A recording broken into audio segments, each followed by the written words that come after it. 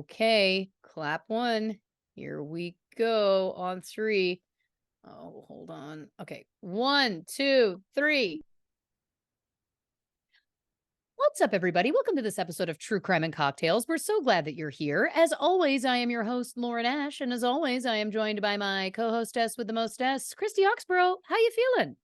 Oh, I'm not going to lie. I know that when you ask, you're looking for a general podcast answer of like, I'm doing great. Back to you, Yeah. Heartburn. I've got old lady heartburn because I shoveled in too much unicorn macaroni. Mm. And because I was like, we got to TikTok. We got to get going. We're on a time crunch this evening. We are absolutely on a time crunch, and that is 100% my fault. And I want you to know, I just housed some Chipotle at a speed that was alarming. Perspective. Truly alarming. But the reason is that we're recording this podcast, and then I have to run over to the studio late. To the studio with the band. I'm in a band. The whole band isn't going to be there. I got a little thing that I gotta talk about, because the past certainly month of my life, longer, but the last month of my life has been consumed by my music project. As everyone knows, please download Now I Know, my single on iTunes, or give it a stream somewhere. Anyway, so I have to laugh. So every day there's a new challenge, which is great because it's good to have a project. It's good to be busy. It's good to learn new things. But I thought that I had gotten there because there have been some radio stations that have shown interest already. As of this record, my song is not available yet. I don't think even as of the airing of this. No, this will come out May 30th. May 30th. So listen, you can still pre-order on iTunes, and the pre-orders make a big difference. But anyway, so I had of course recorded a clean version of the song, because there's one swear, there's an F-bomb in the normal song, in the song as I've written it. But we recorded a clean version in case there was radio interest, whatever. I wasn't expecting there to be radio interest, certainly not before the song had even come out. But some places have contacted me. Great. So I was like, oh, shoot. Okay, I've got to upload this into this system, the online distributor. It's all very confusing. But I got a message that said, your song has been rejected. And I said, why? And it's like, you can't call it Now I Know clean version. So I sent a message back, and I'm like, but I'm looking on iTunes, and there's other songs, there's other artists that do this. This is clearly an acceptable way of wording it. And so then they said, well, the art that you have for the single doesn't say clean version on it, so the system doesn't like it. Fine. I'll change the art. Sure. So I go in and I add clean version to the art, and I upload that. And keep in mind, every time there's an issue, there's 2 days for them to get back to me. So this is a very, very slow back and forth process. Sure. But I had done that. It was all good. We're a week out to the song launching, and you have to have it up there at least a week in advance. Usually longer. Would be better if it'd be longer, because each of the different distributors has to listen to the song and decide that it can be going on there. I'm sure it's robots that do it, but there is a waiting period. Sure. Not a waiting period for guns, but a waiting period for music. Anyway, I had to go there. The point is, so I got another message today, and I thought that we had washed our hands of this issue. Absolutely not. There's a lyrical issue. The song is not clean. And I said, the song is clean. It's its own version. I don't know what you're talking about. And then I responded too quickly. It was the first thing I read in bed. I hadn't even got out of bed this morning. I responded too quickly, not in anger, but just in please help me. There's nothing dirty in there. And then I went back and read, and it was oh, they've pulled out what's dirty. Now, granted, I had already scrubbed it and changed the F-bomb into something else, but the line that bumped them was me saying, you said I'm the only one who ever really made you come. Yeah. Which to me is a double entendre. You could suggest that was not sexual, and that it's I was the only one that could make you come out of the house or whatever. Or it's not meant that way. Yeah. Right? So to me, I guess in my mind, I was but if it's double entendre, then it's not dirty, whatever. And so then I write back and I say, I've reread the email and look, it's not meant that way. It's double entendre. Please help me. Please help me push this through. Then I do a quick Google of the FCC and let me tell you a little something. They have a very large section of what is explicit that specifically states anything that's about ejaculate. But the way they word it, I don't even want to repeat on the show. Google it if you want to find it. It's just vile the way that they've worded it. I was like, this is worse. Your like coverage of what is acceptable and not acceptable is worse than actually just saying come. It's gross. It was literally getting into the specifics of like anything leaving the body. Like it's just anything sexually leaving the body or whatever. I was like, this is wild. So then I realized, oh shit, I have to change this or it's not going to get played on the internet anywhere or on the radio anywhere. Shit. So then I'm like, what do I do? Do I bleep it? So then I start Googling bleeping noises and I'm like, this isn't ideal. Like it's going to take people out of it. It's right at the beginning of the song.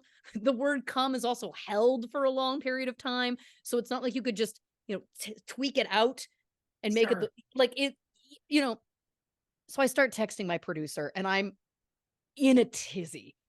And he's like, listen, you can come over tonight. We'll record an alternative. I was like, great. We could make it say, you said I was the only one who ever really made it fun. We can do that. And he was like, no problem. But the only time I can do it is at this specific time. Yeah. So we got to get this cranked out first because we had already planned to do this. But then I'm like, if I don't get this version recorded tonight and upload it into the system tonight, well, first of all, they're going to have 6 emails waiting for them, 6 crazed emails waiting for them. And they ask you specifically not to double email. Good news. I didn't send 2. I sent 6 because now I'm realizing don't force that song through because it's already tied to the number code. And that means I'd have to delete it completely and start over and re-upload the number code with a new song to all the different tracking systems. It's a very delicate puzzle. So long story short, dear listeners, way too late. We got to crank this out fast because I got to go make up for my cum mistake. Wow. To say, I'm like feeling like I can speak freely on this platform. Thank goodness. Yeah. Thank goodness. Well, look, I can't let you say what you've said without quoting Mr. Eminem. If I may. So the FCC won't let me be. He also absolutely does say come in that song and like really not only like he really goes for it in that specific song and even makes a noise of it coming out and he gets away with it. They sue him. Okay. Got it. He pays a lot of money to them. See, I guess for me, it was that I legitimately, I really, and I think in Canada, it's a little bit different. I think in Canada, our rules are the censorship rules in Canada in general are different. For example, fun fact, the music video for the song Violet by Hole features footage of like old timey exotic dancers, like ladies, not nude, but like with a pole and whatever. It was banned in America. In the United States, they refused to play it. In Canada, they played it all the time. So we have kind of looser standards in a good way, I think, by the way, because I think women kind of dancing suggestively fully clothed, I kind of think should be allowed to be shown. Now, granted, I know it was the late 90s, but still. It's wild to me. I would have assumed it was the other way around. I know. I would have assumed that it was America that was like, let it happen. And it was Canada that was like, oh no. But I think it was the other way. Yeah, I think Canada just has some more progressive views about the arts, certainly. Sure. I like that a lot. I do. Anyway. But anyway, long story short, again, too late. That's what's up with me. So that's why I've got manic energy. And I'm also only drinking, and I was going to drink tonight, but I'm drinking water and a second water. That's a tangerine LaCroix. Because I need some bubbles to make my mouth feel alive. Look, you made me feel alive by giving me a legitimate reason to quote Eminem right off the hop. So I love it. Appreciate that. I love it. What you drinking over there? Oh, I ran out of time again, because our record is over such a random time of the day. My husband was insistent that I make sure I eat before, because if I eat afterwards, I'm going to have a tummy ache going to bed and I'm going to hate that. So he asked what I wanted. I said what I wanted because I was still working on things. He made me unicorn macaroni, which I was very excited about. And I just ran out of time and I was going to get a Slurpee, but I didn't have the time. So I have a water and then just the tiniest little can of Coke. It's fine. That's adorable. It's cute. They didn't have the full size cans at the store when he went shopping today. And I was like, it's adorable. It's fine. Listen, it's something. It's not going to help with the heartburn. That's well, why no. I've got Tums in here somewhere. Although sometimes getting a good burp going, that can sometimes help the heartburn. Oh, sure. I'm a Who 40-year-old woman. You I? think that there's not Tums on this desk? There are Tums. There's lozenges. You're a 40-year-old woman. I'm turned into some sort of weird old creep that all I've talked about so far is come and you get a good burp going. That'll help your heartburn. You're a 40-year-old woman. I'm a 75-year-old man. That's what's going on right now. Maybe that's the beautiful energy of our show. Yeah, I guess so. And maybe that's what it'll finally do to make us winners to an older demographic. Those 75-year-old men are going to be here before you know it. They're not once I get through this episode. Well, and again, I yell about men a lot in this one. Specifically one man, not all men. Not all men. But I will say also very quickly, I was just in line to get my Chipotle and I was wearing a Makeout t-shirt, which is a band that I really like. And this late 60s, early 70s man turns to me and is like, Makeout. And I said, yeah, it's a band I like. And he said, I thought you were advertising, looking for someone to make out with. I was like, nope, no, sir, I wasn't. Then he's getting his bowl put together and he says to the guy, give me the hottest hot sauce you have. I like it when it burns my lips. Turns to me and gives me just a little half wink. Oh. Yeah. So anyway, we're getting engaged. Wild. And I just made a video of that. I just made because this is the other thing. We're on such a timeline. I'm shoveling in Chipotle and I was like, I got to make that a TikTok. I'm trying to be more present on social media. It's an albatross. But also a gift. Also a gift. You're doing great. When we say, hey, we're going to start at 6 p.m. Yeah. We don't mean 6 p.m. Usually, yeah, it's loose. It's loose. Yeah. Usually we chat about something because we haven't seen each other in like a week. Yeah. Visually, virtually. Yeah. So we'll sit and chat for like an hour. Yeah. And then all of a sudden it's like, we should get going. But by then our energy's flowing and we're ready for it and we're feeling it. And then we come out, we have our first break and I run to the bathroom and my husband's like, it's kind of late, isn't it? And I'm like, maybe. Because he thinks we started 2 hours ago. It's fine. Right. Well, listen, we are who we are. We are. 40-year-old woman and octogenarian old man. And it's great. It's really great. But listen, we're going to get right into the case because this is Alex Murdaugh part 2. And there is just truly so much to get through. And by the way, as we know, I'm on a timeline because I got to get into the studio to record with a band. Why did I get British? Doesn't matter. You're an artist. You don't have to explain your art to us. Well, not to the Canadian government, I don't. Anyway. Oh, I like boy. that. Female Eminem. I'm a jagged little pill. She said go down on you in a theater. Wasn't that played on the internet? Or played on the internet, I keep saying on the radio. That was played on the radio. Did they censor that? Dear listeners, let me know. Did you grow up in the United States of America and did they censor that line of Alanis's on the radio? Great question. I will say, this is obviously Canadian radio, and this was a few years ago, but I remember there was, God, I think it was Headley back when we used to play Headley. We don't do that anymore, of course. Anymore. Nope. But back when Headley was like a staple for being played on Canadian radio, there is a song of theirs and they say the word lesbians got bleeped out on Canadian radio.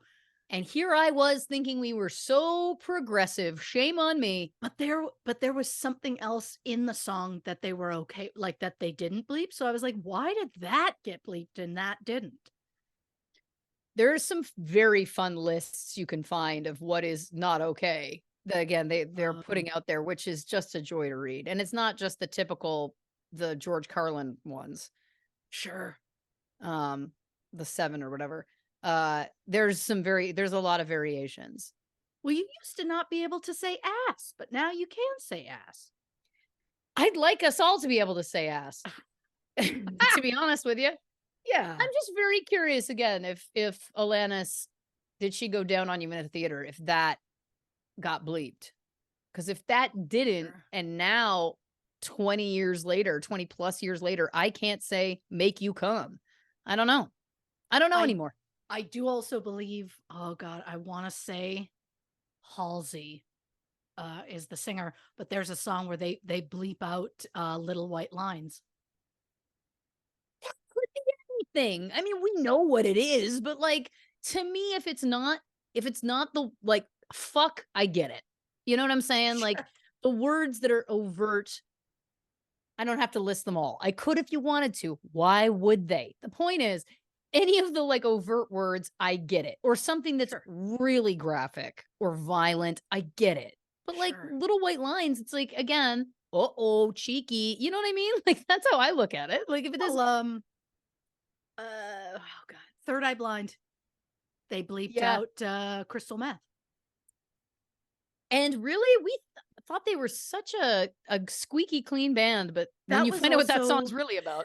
Oh yeah, that's a game changer. Yep. In that song also, doesn't it say she comes around and she goes down on me? Yes. So that's acceptable. I guess it's something to do with the sex fluids leaving the body. I'm gonna find it on the break, and I know that I said I didn't want to read it, but it is very funny the way that it's specifically written. And anyway, we don't need to follow up on this, but we're going to because that's who I am, and my energy is jagged. Anyway, what a wonderful bit of discourse. Now, Alex Murdaugh. Excuse me, Alec Murdaugh. What a joke. All right, getting you up to speed. If you haven't listened to part 1 of this 2-episode series, I would suggest doing that. Yeah, I will give a brief rundown of it, but that was over 2 hours, so you're only getting a very small, Of course. Oh my God, speaking of burping. 75-year-old man. Here we go. Previously on True Crime and Cocktails, Christy gave us some Murdaugh family history, as well as a deep dive into the 5 deaths that occurred within just 6 years. In today's thrilling conclusion, we'll look further into the deaths of Maggie and Paul Murdaugh, including the potential suspects, a fake-assisted suicide scheme, and what could be only described as the trial of the century. So join us as Christy wraps up the case that captured the nation's attention. Alex Murdaugh's Fall from Grace. What I need everyone to know is that for the very first time, she's written in a beat. She wanted me to take a beat after the nation's attention and before Alex Murdaugh. And I thought, listen, I'm an actor. I know what a beat is. No problem. I know my audience. I know. I was like, if I want her to do something, put it in the script. Put it She'll in there. be fine. Oh, I Yeah. follow it. I follow it. Yeah. Oh, what a joy in my life. Because it felt right. You had to have a beat in there. Or, then you felt a little Dateline-ish. Well, and it helps doing a cold read because, as you know, we don't pre-read those things. So that any sort of direction, any sort of stage direction is always helpful when I'm reading it for the first time. Always happy to oblige. I want the author's words to be portrayed as she intended them. Sure. And what I couldn't love more is the idea that now I'm like, well, shit, now I'm going to have to add more stage directions. Enter from the right. It's a cold, dark night. Like, I can't wait. I can't wait. I'm all for it. Oh, God, I'm a Looney Tune. So, disclaimer, as always. Oh. Thank you. I've had a delivery. Oh. Thank you. It's not delivery, it's Delicio. Yeah. He very sweetly tried to creep in but then was a deer in headlights when he realized I was recording. Well, because normally we're still chit-chatting at this point. Yes. He's learned. Well, this is the child, so he didn't know what to do with himself. Oh, so sorry. He's obviously been sent on a task. Got it. And came in and was like, I have to be quiet. So he was like trying to tiptoe in with it. Okay. So anyhow, disclaimer. I knew I'd get there eventually. Yep. This episode will contain mentions of suicide, substance abuse, and intimate partner violence. So trigger warning for those who need it. So for those who need a small refresher from last week's episode, the Murdaughs are a wealthy, prominent family in Hampton, South Carolina. The family patriarch, Randolph Sr., opened a law firm in 1910 and was elected solicitor, which is basically a district attorney, but it covers 5 counties instead of just 1.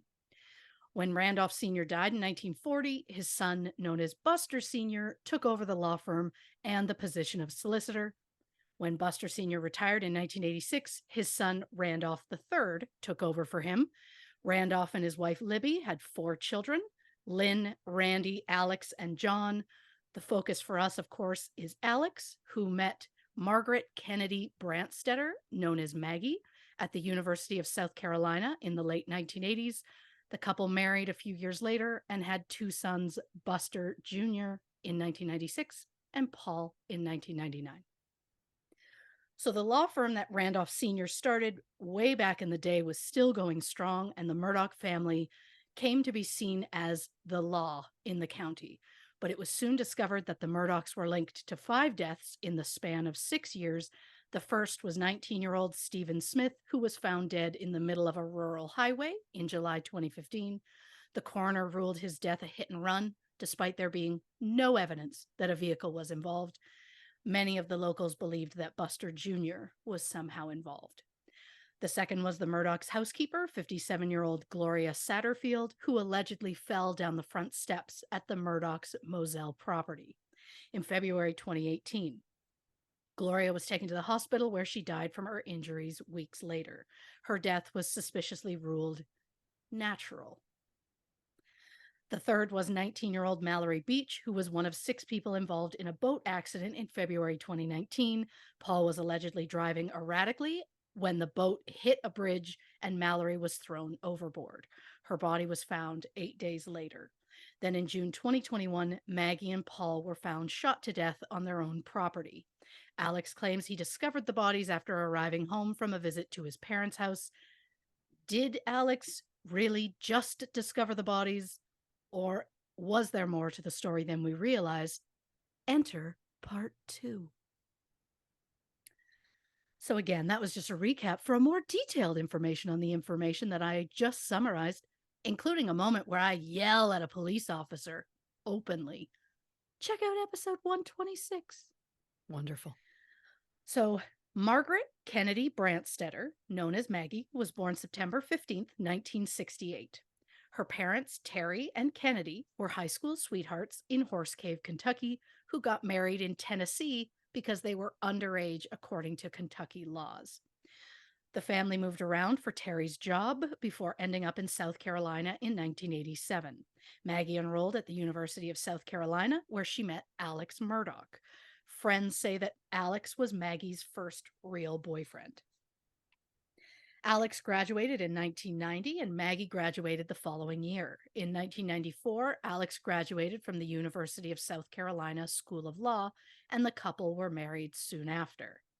Alex and Maggie had 2 sons. Richard Alexander Jr., known as Buster, was born around April 1996, and Paul Terry Murdaugh, who was born April 14th, 1999.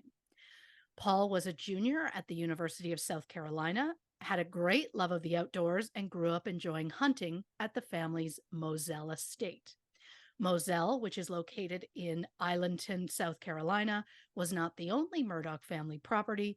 The family also had a beach house in Edisto and a house in Hampton.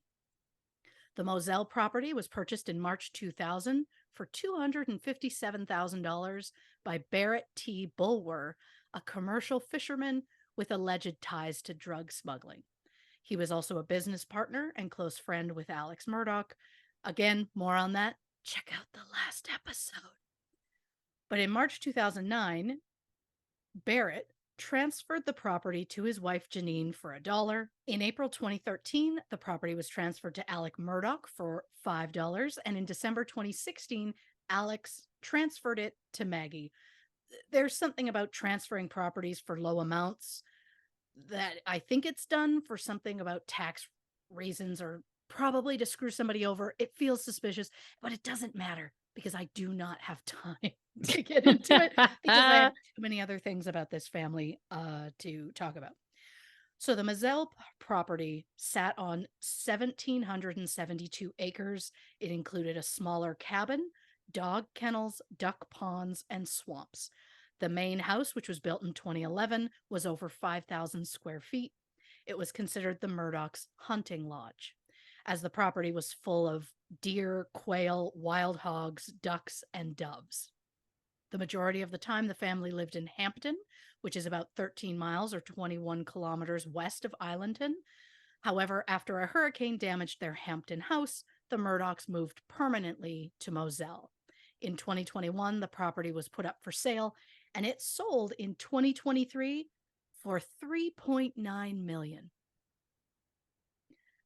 And it was at the Moselle property where Alex allegedly discovered Maggie and Paul's bodies on June 7, 2021. Both were found near the dog kennels, with Paul just outside a small feed room and Maggie a few feet away. Both were lying face down. Maggie had been shot 5 times with 300 blackout ammunition from an AR-style rifle. According to forensic expert Kenneth Kinsey, 3 of the shots were while Maggie was standing, while at least 1 appeared to be fired while Maggie was, quote, holding herself up on her knees and her right hand with her shoulders and her head down. So I assume she was shot, fell forward, and while she was on her hands and knees, was shot again. The final 2 shots were instantly fatal, with 1 going through the back of her head. The experts believe that the initial shots were fired while Maggie ran from her attacker, and the last 2 shots were fired at close range while Maggie was on the ground. Paul was shot twice with a shotgun. The first shot was to the chest and fired from several feet away. The second shot, which was instantly fatal, went through Paul's shoulder and exited through his head. According to Kenneth Kinsey, quote, the brain was completely detached from the head. So this is just me pointing out how brutal this was, especially when you're looking at the main suspect. But we'll get to that. The fatal shots would have produced enough spatter that the shooter would have been contaminated in some way. Shell casings and ammunition were found at the scene, but as of May 2023, the murder weapons have never been found. Time of death was estimated to be between 9 and 9:30 p.m. At the time of their deaths, Maggie was 52 and Paul was 22. Maggie was described as fun, witty, generous, and down to earth. Everyone who spoke of Maggie mentioned how much she loved her family. Paul was described as inquisitive, one of a kind, and the life of a party. His obituary said that, quote, no one was more loving and genuine than Paul. Although, according to some people in his life at times, Paul did have violent tendencies. One family member who wished to remain anonymous said that when Paul was just 11 years old, he told one of his aunts to go fuck herself. Jesus. They added that Paul did not take authority well. I went into more detail about the violence in the last episode, but let me reiterate, regardless as to what Paul was or was not like, he did not deserve to die in a brutal way or at such a young age. Maggie's friends have since said that they feel that the main focus of all of this has been Alex and Paul, and that Maggie has been forgotten along the way. One friend even said during the funeral, Alex just kept talking about Paul and how it was so unfair that Paul wouldn't get his day in court to clear his name. This, of course, is in reference to the 2019 boat accident in which Paul was allegedly driving under the influence, and it led to the death of 19-year-old Mallory Beach.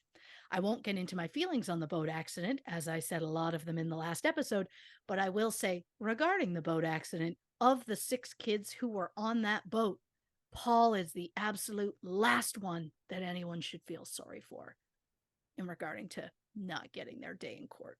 Yeah. Keep in mind, I'm not including his death in that statement. I'm talking specifically about the accident in 2019. Mhm. We know he was heavily intoxicated, and according to experts who reconstructed the crash, we know he was driving, allegedly. The accident could have been avoided as it was caused by Paul's reckless mistakes. Again, Paul did not deserve to die, and I have compassion for his family for everything that happened. But when it comes to the boat accident, I do not feel sorry for Paul in any way. And just like that, I said I wasn't going to share my feelings, and I did, so I'm moving on. When Alex was questioned at the scene, he said, quote, "We sat around and ate supper. We hung around the house for a little while. I know that Maggie went to the kennels. I don't know exactly where Paul went, but he left the house too. I stayed in the house and I actually fell asleep on the couch." When asked to clarify, Alex said he had not seen Paul or Maggie since they had supper together. Alex initially told police, quote, "I called Maggie, didn't get an answer. Maggie is a dog lover, and I knew she'd gone to the kennel. And I left to go to my mom's. My mom's late stage Alzheimer patient," which is a very interesting tidbit to just shove in there at Yeah. police. After a trip to his parents' house, Alex said he returned home at 10 p.m., but no one was home. So he drove to the dog kennels where he found the bodies. Alex said, quote, "I tried to turn Paul over first, then I went to my wife. I touched them both. I tried to take their pulse on both of them." A detective later testified that when they arrived on scene at 10:25 p.m., Alex's hands and clothes were clean. How do you touch a bloody body without getting even your fingertips bloody? And if you did, then why would you take the time to go and wash your hands? Like, that's weird too. A lot of questions. A lot of questions. Maggie's phone was missing from the scene. Using the Find My iPhone app, it was discovered the following day on the side of the road, half a mile from Moselle. We will get into the cell phone information later when we talk about the trial. On June 15th, a week after the murders, the South Carolina Law Enforcement Division, or SLED, finally released information about the incident. They would only say that Alex Murdaugh called 911 at 10:06 p.m. and that the investigators had collected evidence that night and the following morning. 2 days later, Alex's brothers, John Marvin and Randy, went on Good Morning America to give the family's first public interview. They said Alex was distraught and they did not believe their brother was involved in any way. On June 25th, Alex and Buster announced a $100,000 reward for information that would lead to the conviction of the person or persons responsible for killing Paul and Maggie. On August 11th, a SLED investigator interviewed Alex and heavily implied that Alex was a suspect. He denied any involvement. Then, in a bizarre turn of events, on September 4th, Alex called 911 to say that he had been shot. While changing a flat tire on a rural road, Alex said that a pickup truck slowed down, shot him, and then drove away. Alex was taken to a hospital in Savannah, Georgia, where he was treated for a superficial wound that only grazed his head. But if you ask Alex's lawyers, they claim he fractured his skull. I'd like to see those receipts. Yeah. But a spokesperson for the Murdaugh family also claimed Alex's injuries were more serious than the media had initially reported, but again, haven't seen any proof of that. Alex told investigators he saw a low tire indicator light come on the dash, so he pulled his vehicle over. A male driver in a blue pickup truck pulled up and asked if Alex was having car trouble. Before Alex could respond, the driver shot him and drove away. Alex said the shooter was, quote, "a white fella, a fair amount younger than me, really, really short hair." He also said that he didn't see a gun, but said it sounded like a shotgun.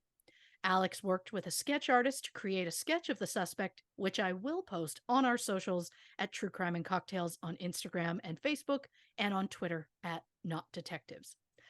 So at this point, it seemed like Alex got lucky and avoided any serious injury. But then just 2 days after the shooting, Alex publicly stated, quote, "I have made a lot of decisions that I truly regret." And he announced that he was heading to a rehab facility in Orlando, Florida.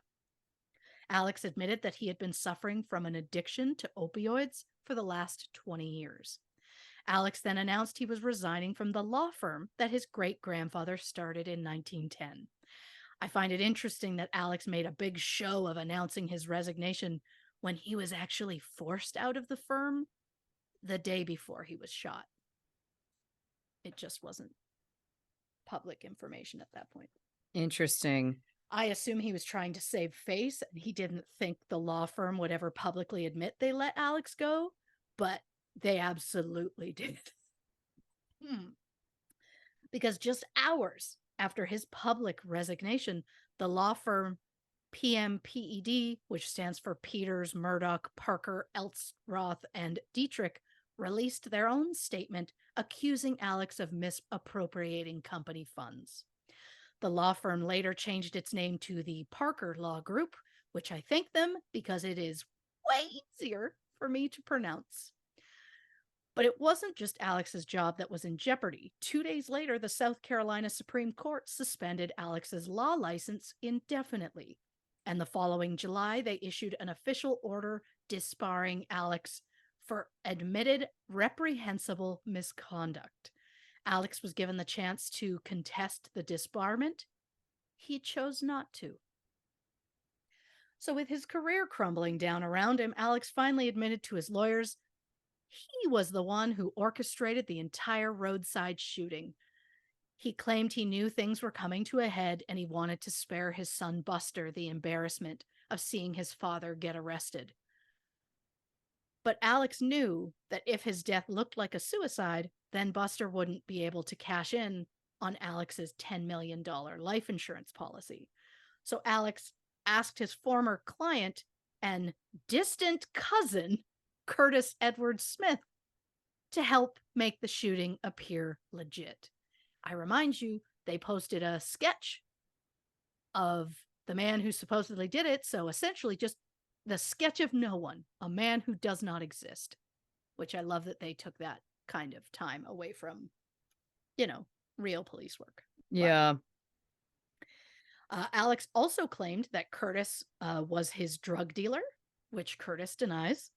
But investigators discovered that between October 2020 and May 2021, Alex had given Curtis checks totaling over $160,000.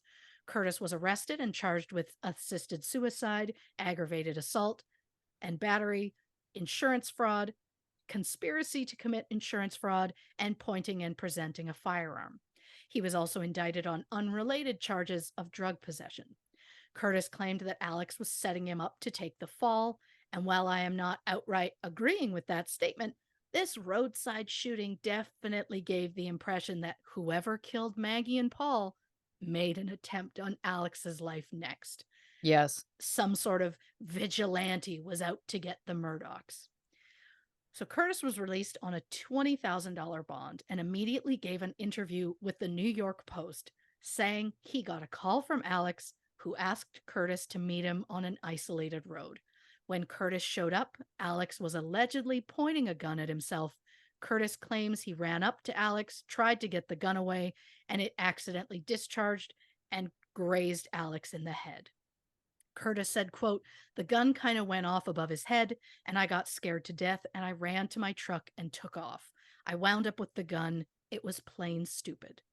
Curtis claims he panicked and threw the gun away, and later claimed, quote, "If I had shot him, he'd be dead," which is very confident for a man behind bars, Curtis. Yeah. So Curtis's bond was revoked in August 2022 after it was found that he had violated his house arrest 26 times and that he misrepresented his financial status. According to CNN, it was discovered that Curtis had received 437 checks from Alex Murdaugh between October 2013 and February 2021, totaling approximately $2.4 million. Curtis was then charged with 4 counts of money laundering, over $100,000, forgery, and 3 other drug offenses, including alleged trafficking. Alex was arrested and charged with insurance fraud, conspiracy to commit insurance fraud, and filing a false police report.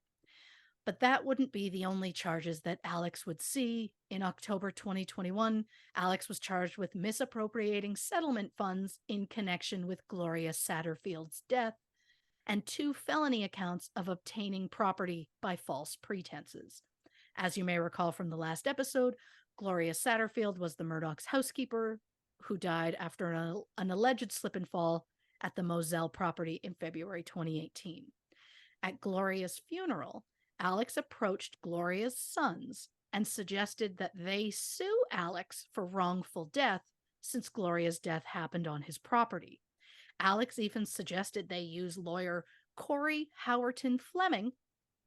What Alex failed to mention was that not only was Corey Alex's roommate back in college, but Corey was also the godfather to Alex's son, Paul. So Alex and Corey handled the entire thing, and the insurance company ended up giving them $4.3 million. However, Alex didn't bother to tell the Satterfield family and instead just kept the money for himself. While there have been claims that Corey didn't know about Alex's plan to steal the settlement money, he did, however, file court documents that had inaccurate amounts listed for his attorney fees and expenses. Corey was charged with nearly 24 counts in state court, including 18 counts related to Gloria's case alone. His law license was suspended in October 2021. Corey has agreed to plead guilty. The sentence would normally be a maximum of 5 years, but because of a plea agreement, he will never serve any jail time. In December 2021, Alex did officially agree to pay the Satterfield family what they were owed. However, I don't know if they have seen that money yet or not. But sadly, this is not the only time Alex has done something illegal regarding money. In November 2021, the South Carolina Attorney General's office announced that 5 indictments, including 27 charges against Alex Murdaugh, had been issued. The charges alleged that Alex defrauded and laundered nearly $5 million. An attorney who represents 8 people who Alex stole from claims there could be as many as 30 to 50 victims. The victims include the Pinckney family, who were involved in a car accident in August 2009. Their SUV swerved uncontrollably and flipped multiple times. Pamela, who was driving, suffered 2 broken ankles, as well as broken bones in her neck, shoulder, thigh, and knee. Her daughter and niece both suffered minor scratches and injuries, but her 19-year-old son, Hakeem, was thrown from the vehicle. He suffered a spinal cord injury that left him a quadriplegic who was permanently on a ventilator. It was believed the accident was caused by a malfunctioning tire, as the tread had separated from the left rear tire. In April 2010, Alex filed a lawsuit on the family's behalf against the tire manufacturer and the business who sold the tires to the family. The suit was settled out of court in October 2011 for an undisclosed amount. And sadly, just 4 days after the suit was settled, while under the care of a nursing home, Hakeem fell into a coma and then suffered multiple seizures. He was declared brain dead soon after. He was just 21 years old. Despite losing his hearing at the age of 3, Hakeem had become an amazing athlete, playing linebacker for the South Carolina School for the Deaf and Blind. When he was a senior, he helped the team win a national championship. 3 years later, Pamela went to Alex again to help her file a wrongful death suit against the nursing home, mainly to get answers as to how Hakeem had fallen into a coma. The suit was settled out of court in 2016 for an undisclosed amount. In October 2021, Alex's law firm reached out to Pamela to tell her her case had been flagged for internal investigation. It turns out that Alex had taken nearly $310,000 from the Pinckney's settlement money to pay off other accounts that he had previously borrowed money from. Alex also allegedly took another $130,000 from Pamela's settlement and used it to pay a private plane company after Alex and some friends chartered a flight to go see the College World Series in Nebraska in 2012. Pamela's current lawyer believes that in total, Alex Murdaugh and his associate Corey Fleming stole approximately $1 million from Pamela's settlements. So just looking at Alex's financial crimes, I can honestly say, what a fucking creep. Yeah. He stole from multiple people. But in the case of the Pinckney family, to put it succinctly, a rich, white, entitled, middle-aged man stole money from an African-American family who were left with medical bills following a car accident that led to the death of their 21-year-old son, essentially. I don't know about anyone else, but this was the moment I first thought, wow, yeah, Alex Murdaugh is a terrible human being. I said, oh, yeah. There is never an excuse for taking advantage of another person, and I know later on Alex blames his drug problems for everything, but sir, you used some of the stolen money to charter a plane to go see a fucking college baseball game. Don't blame the drugs. Blame the fact that you have zero disregard for anyone other than yourself, you selfish prick. Yep. There we go. Taking advantage of someone is gross, but taking advantage of someone who came to you in their time of need is beyond worse. Another case that Alex stole from was 35-year-old Sandra Taylor, a Beaufort woman who was killed by a drunk driver in June 2019. Alex allegedly told Sandra's mother she would receive $30,000 in a settlement. However, the settlement was actually for over $180,000. He just kept most of the money for himself. Then there's the case of Blondell Gray, a 56-year-old woman who died after the ambulance she was riding in lost control and struck a tree in January 2012. Alex took nearly $113,000 from the settlement that was meant for Blondell's family. And the case of South Carolina State Trooper Thomas Moore, who was struck while sitting in his patrol car, which left him with a broken neck, which was misdiagnosed for months. Alex promised Thomas $100,000 and a check was sent, but Alex told Thomas it had to stay at the law firm until the case was officially resolved. Years later, Thomas learned Alex just took the money for himself and forged Thomas's name on documents to make it seem like Thomas had been paid. So gross. Alex's old law firm were the ones who told Thomas the truth, which is admirable that they were forthcoming about it. However, they have allegedly continued to charge Thomas attorney fees while they get this whole thing sorted out. Which, be better than that. Jesus. Then there's the case of Arthur Badger, who was injured after a UPS truck drove over the wrong lane, hitting Arthur's car in January 2011. Arthur's wife, 35-year-old Donna Hay Badger, was killed in the accident, leaving Arthur a single parent to the couple's 6 children. Oof. After a lawsuit with UPS, Alex took the 12 settlement checks worth over $1.1 million, which were meant for Arthur, and deposited them into his own accounts. Then, using more of Arthur's money, Alex wrote 2 more checks worth over $152,000 and used them to pay his credit card debts. You know who probably could have also used that money? A single father of 6. Yeah.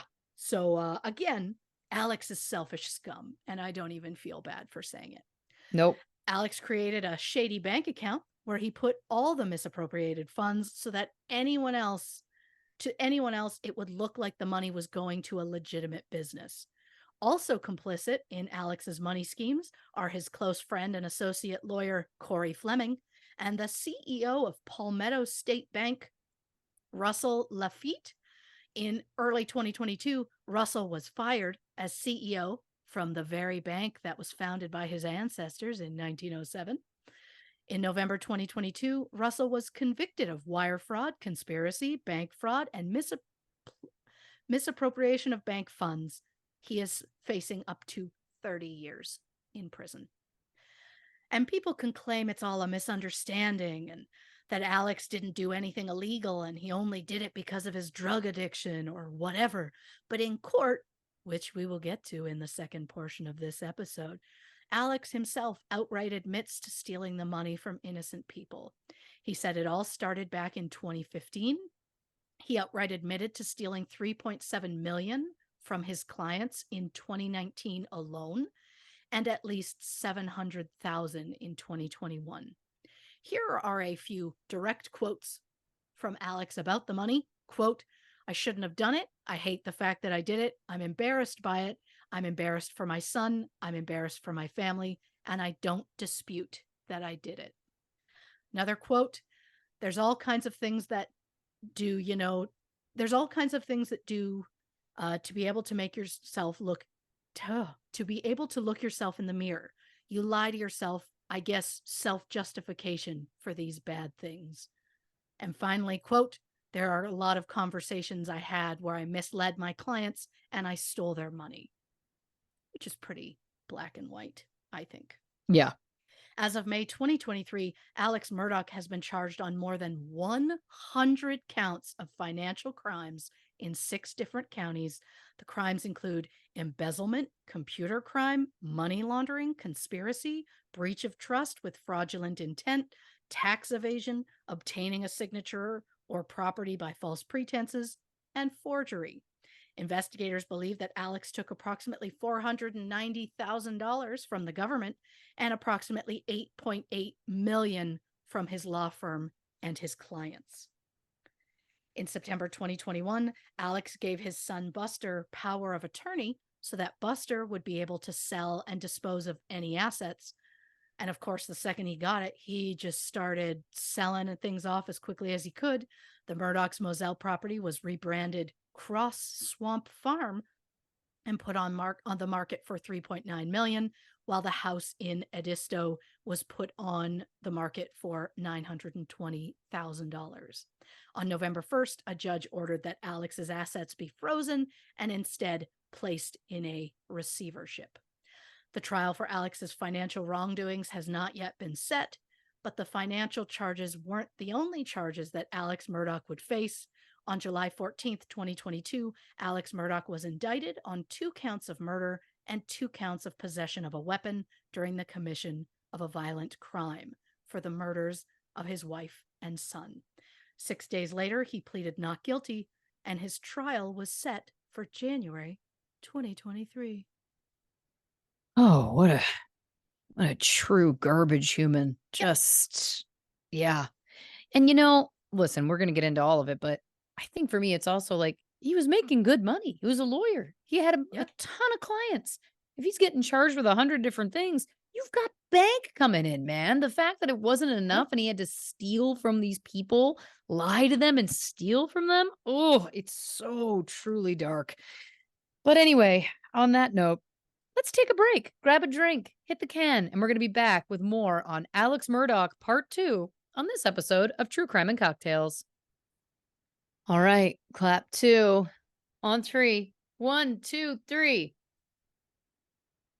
Welcome back to this episode of True Crime and Cocktails. We're, of course, discussing Alex Murdaugh Part 2 of 2.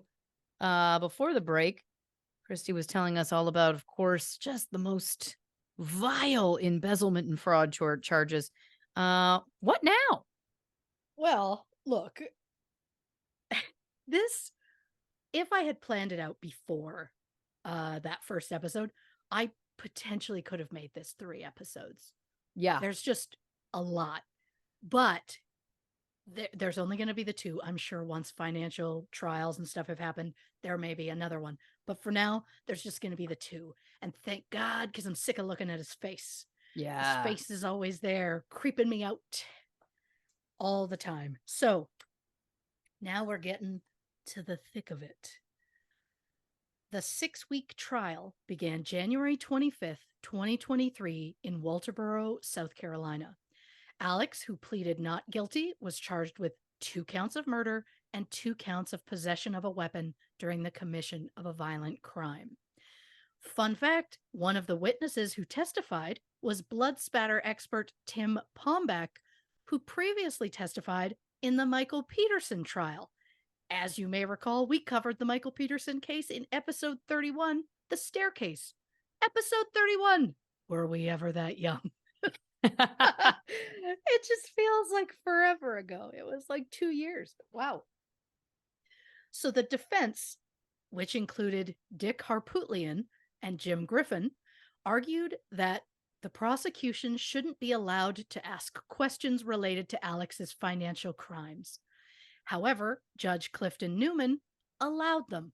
The defense, of course, claimed that the financial stuff would paint Alex in a negative light, which would allow the jury to easily believe that Alex could be capable of murder.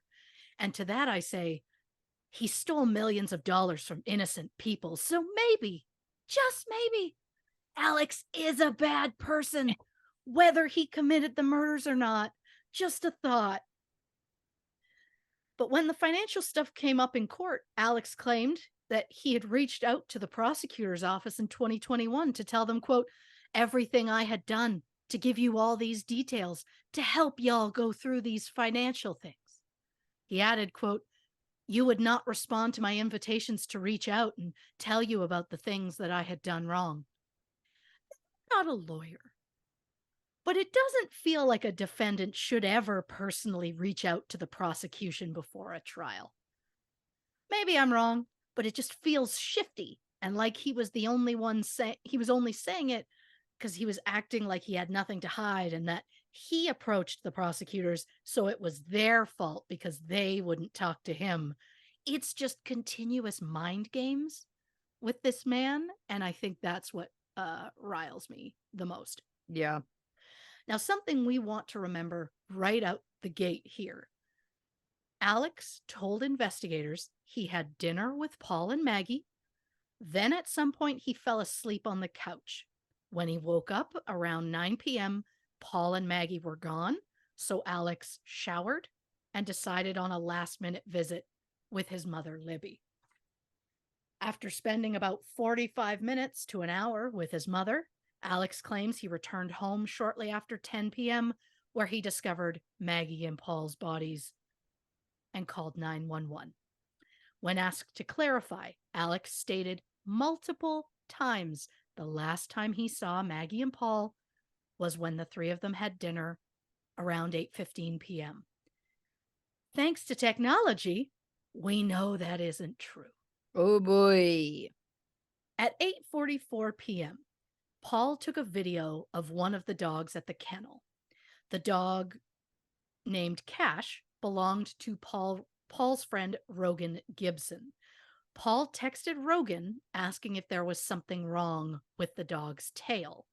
As Paul tries to get a video of the dog, just absolute chaos breaks out because the Murdaugh's dog, Bubba, seems to have caught a bird in his mouth. So in the video, 3 voices can be heard in the background. One person says, it's a guinea. A second says, it's a chicken. And a third says, come here, Bubba. Multiple people testified the third voice calling the dog was Alex Murdaugh. Alex even later admitted that it was, in fact, his voice. So what does that tell us? Well, according to Alex's timeline, he was asleep on the couch after supper, and he only went to the kennels after he arrived home shortly after 10 p.m. But thanks to this video, time-stamped at 8:44 p.m., we know Alex wasn't sleeping at all, but he was at the kennels right before the murders took place. According to the coroner, Maggie and Paul were killed sometime between 9 and 9:30 p.m. Their phones were both locked at 8:49 p.m., so investigators believe the time of death would have been around that point. So what else does the cell phone data tell us? Well, after spending 7 minutes on the phone with 911, Alex said he needs to call his family, so he hangs up. According to his phone records, he called his brothers, John and Randy, as well as Paul's friend, Rogan Gibson. Alex did not try to call Buster until 10:44 p.m., more than 30 minutes later. 15 minutes after police arrived on scene, Alex used the Safari browser on his phone to Google a disto restaurant called Whaley's. Alex denied it happened. However, just like Shakira's hips, the phone data don't lie. Ah, Jesus, this is who she is now. I love it. All for it. Anything to mention Shakira. Alex also told the 911 dispatcher that he had touched the bodies, claiming he was checking to see if they were breathing. However, both victims were covered in blood. So if Alex touched either of them, his hands would be bloody. But according to the first responders, there was no blood on Alex's hands at all. At one point, Alex even says that Paul's phone fell out of his pocket when he moved the body. So he picked up the phone and put it back in Paul's pocket. But from what I can tell, there was no blood found on Paul's phone either. So how do you touch two bodies without getting any blood on your hands? It's almost as if Paul cleaned up at some point. Sorry, Alex had cleaned up at some point. I mean, he did admit to having a shower before going to visit his mother. Is it possible he showered off to clean evidence away? I would love to know if any of the shower or sink drains in the Moselle house were tested for blood, but I know they weren't. According to lead investigator David Owen, no detailed search was done on the Moselle property between the crime scene and the house. They also didn't search the property belonging to Alex's parents, where Alex allegedly was at the time of the murders. According to Insider, investigators had a warrant to search the Moselle house the day after the murders took place, and they chose not to execute it as there were, quote, lots of people there that would have been displaced as a result. Oh, right, because that's how justice is carried out. Yep. Now, I don't care who's at the house. After two brutal murders take place, you search the house. You search anywhere there might be clues or evidence as to what happened to the victims. Not searching the house despite having a warrant sounds like the Murdaughs' influence played a role in the investigation. You already heard in the last episode how the Murdaughs would often use their money, power, and privilege to make certain situations go their way. Well, in court, Alex testified that after he worked for the 14th Circuit Solicitor's Office as a volunteer assistant solicitor, his father, Randolph, gave Alex a badge. It was a gold badge, and on first glance, you might think it might have been like a police badge. It looked very similar. So what did Alex do with this badge? Well, according to Alex himself, quote, for instance, if I get pulled over, I might have it in the cup holder so an officer can see it when he walked up. Alex also admitted to leaving the badge on his dashboard because, quote, a badge has a warming effect with other law enforcement. Oh, wow. Okay. Saying other law enforcement gives the impression that Alex felt like he was also law enforcement, which he was not. But that didn't stop him from having flashing blue lights installed on his car. Alex said he got permission to install those lights from the Colleton County Sheriff, Andy Strickland. But before you get mad at Andy, don't worry. He was forced to resign in 2020 as part of his plea agreement for pleading guilty to 3 charges. What were the charges, you ask? Oh, they were just breach of trust from fraudulent intent, misconduct in office, and 3rd-degree assault and battery. Wowzer! I don't have time to fully get into Andy Strickland, but quickly, the misconduct in office charge was regarding 3 counts of embezzlement, 2 counts of using his office position or his official position for financial gain, and use of public funds, property, or time to distribute a controlled substance. And just in case you need proof that this dude is absolute trash, the assault charge was regarding an incident from November 2019 when Andy found a text message on his girlfriend's phone that he believed was proof she was cheating. She was not. But he Oh, responded by punching her in the face multiple times. He then took her cell phone so she couldn't call for help, and he damaged her vehicle as she was trying to flee the scene. In the end, he was sentenced to 5 years probation and ordered to perform 200 hours of community service and be subjected to random alcohol and drug testing. And to be clear, if his girlfriend was cheating, which again, she was not, she still didn't deserve to be treated the way that she was. nope. And to be even more clear, this is why women are afraid of men. He thought she was cheating, and his first response was to physically punish her. And at the time, he was in law enforcement. But again, I don't have time for this. Yep. I didn't mean to find this man, but once I found out he hit a woman, I had to publicly shame him. And wherever his his hopefully ex-girlfriend is, I hope that she's safe. I hope she's happy, and I hope she is far away from his pathetic ass, Yeah. is what I hope. But back to Alex. Yeah. So in court, he was asked if he was carrying that fancy little badge on the night of Paul's 2019 boat accident. But you know what? Alex couldn't remember. Well, thankfully, surveillance footage from the hospital has a great memory, and Alex was seen with the badge sticking out of his pocket, which is gross, sir.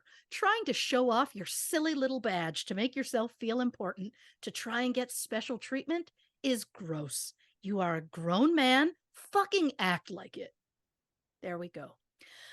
Clearly, everyone knew of the Murdaughs, so it's no surprise that the South Carolina Law Enforcement Division, or SLED, was brought in because investigators believed the Murdaugh family were too closely linked to local police. SLED agent Kristen Moore testified that she executed a search warrant at 115 Almeida Place, I think it is, in Varnville, which is the home of Alex's parents, Randolph and Libby. However, the search didn't take place until September 16th, more than 100 days after the murders. Libby's caregiver, Michelle Smith, known as Shelley, told police that Alex came to the house a week after the murders carrying a balled up blue tarp that appeared to have something inside it. When SLED searched the house, they discovered a blue tarp-like raincoat on the third floor. Alex claims he's never seen the jacket in his life. When the coat was tested, a large amount of gunshot residue was discovered inside, which was consistent with either firing a gun while wearing it inside out or wrapping the coat around a recently fired weapon. According to a forensic expert, gunshot residue particles were also discovered on Alex Murdaugh's hands, the seatbelt of his Chevy Suburban, as well as the t-shirt and shorts he was wearing. The expert said that the particles could have been transferred. The idea that it was on his seatbelt. Nope, can't even. And speaking of the clothes Alex was wearing, we know, thanks to Paul's cell phone, that Alex changed his clothes that evening in a video Paul posted to Snapchat at 7:56 p.m. Alex is seen standing near a young tree that falls over.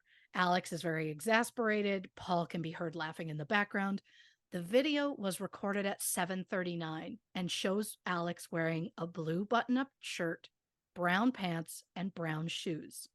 When police arrived at 10:25 p.m., Alex is wearing a white t-shirt, olive green shorts, and running shoes. The Murdaugh's housekeeper, Blanca Simpson, testified that the day after the murders, she saw those very brown pants on the bathroom floor near a puddle. However, she said she never saw the blue button-up shirt or the brown shoes again. Blanca also claimed that Alex approached her 2 months after the murders and asked Blanca to tell police he was wearing different clothes on the night of June 7th. So during a bold move that went against the defense counsel's wishes, Alex Murdaugh decided to take the stand. Oh, And I can only assume he did so in the hopes that his highly emotional testimony would move the jury. However, the only thing it did was gross me out. So there was just so much fluid coming out of that man's face. It's hard to think about. I do feel bad for pointing out a natural function of the human body. No, I guess I really don't. Because that snake stole money from innocent people, and at this point in our story is currently on trial for possibly killing his wife and son. So Alex Murdaugh will not find sympathy with me. nope. So while on the stand, snotting it up, it was disgusting, but that's not the point. Alex verified it was his voice that was overheard on Paul's video at 8:44 p.m. and he was at the kennels when he had previously claimed to be sleeping. So we're going to look at the new timeline that Alex gave for June 7th. Alex said he went to work in the morning and Maggie went to Charleston for a doctor's appointment.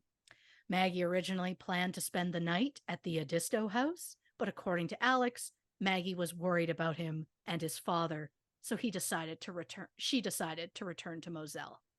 However, according to Maggie's sister and the Murdaugh's housekeeper, Blanca Simpson, Maggie had no interest in going to Moselle and only did so because Alex asked her to. And the reasoning was because he preferred it that way if she was to stay where he wanted. Blanca said that Maggie was disappointed about her change of plans because she was originally going to plan a 4th of July party and oversee some renovations at the Edisto house. After Alex arrived home from work, he and Paul drove around the property for a while. Maggie arrived home just after 8, so Alex left Paul at the kennels, headed to the main house. He spoke with Maggie very briefly, then he had a shower. Alex said that he, Maggie, and Paul had dinner together in the den before Maggie and Paul left for the kennels.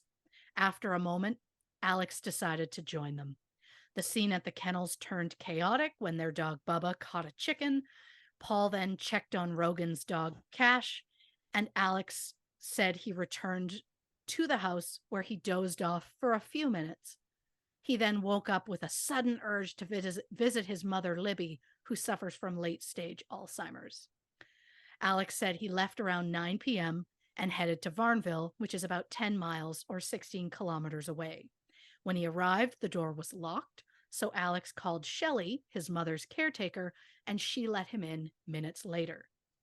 Alex said that he, quote, just talked to her and made sure she was okay. He said he stayed for probably 45 minutes or longer before heading home. On the way home, Alex tried calling Maggie, but got no answer. He said cell service was spotty at Moselle, so he wasn't concerned when Maggie didn't respond. When Alex arrived home, he said when no one was at the main house, he drove to the kennels where he discovered the bodies and called 911. He said that he just, quote, went back and forth between them during the call. Lead prosecutor Creighton Waters asked Alex about the lies that he had been caught in. Alex said, quote, I wasn't thinking clearly. I don't think I was capable of reason, and I lied about being down by the kennels, and I'm sorry that I did. When Creighton pushed him further, Alex said, quote, oh, what a tangled web we weave. Once I told a lie, I told my family I had to keep lying. Oh, what a tangled web we weave is a quote from an 1808 poem by Sir Walter Scott. The full line is, oh, what a tangled web we weave when first we practice to deceive. And using it in your testimony is one of the most pompous and dramatic things I have ever heard, which just sounds like it's him putting on an act. To that I say, sir, this is a murder trial, not a stage play. Like the moment when he was asked about his fraud, Alex tries to take control from the stand and he starts, quote, just to try and get through this quicker before being shut down by Creighton, who says, quote, "I know you want to get through it quicker, but we're not. So answer the question." And thank you to Creighton for putting Alex in his place. You are not in charge here. Creighton is the captain now. I would normally apologize for my random pop culture references, but my brain has been drowning in this case for 2 weeks now, and I think this wild woman is just who I am now. So I love it.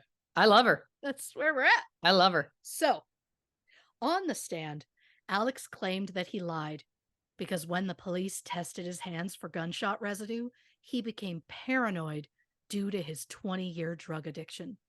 He claims that he had some pills in his pocket when police arrived on the scene that night. I wish the police had searched him so we could have some verification if that was true or not. And maybe he was on pills and maybe he wasn't.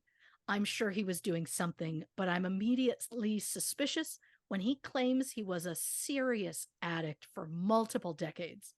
As you may recall from the last episode, Alex claims he was addicted to painkillers starting after a surgery in the early 2000s that he had to correct an old football injury.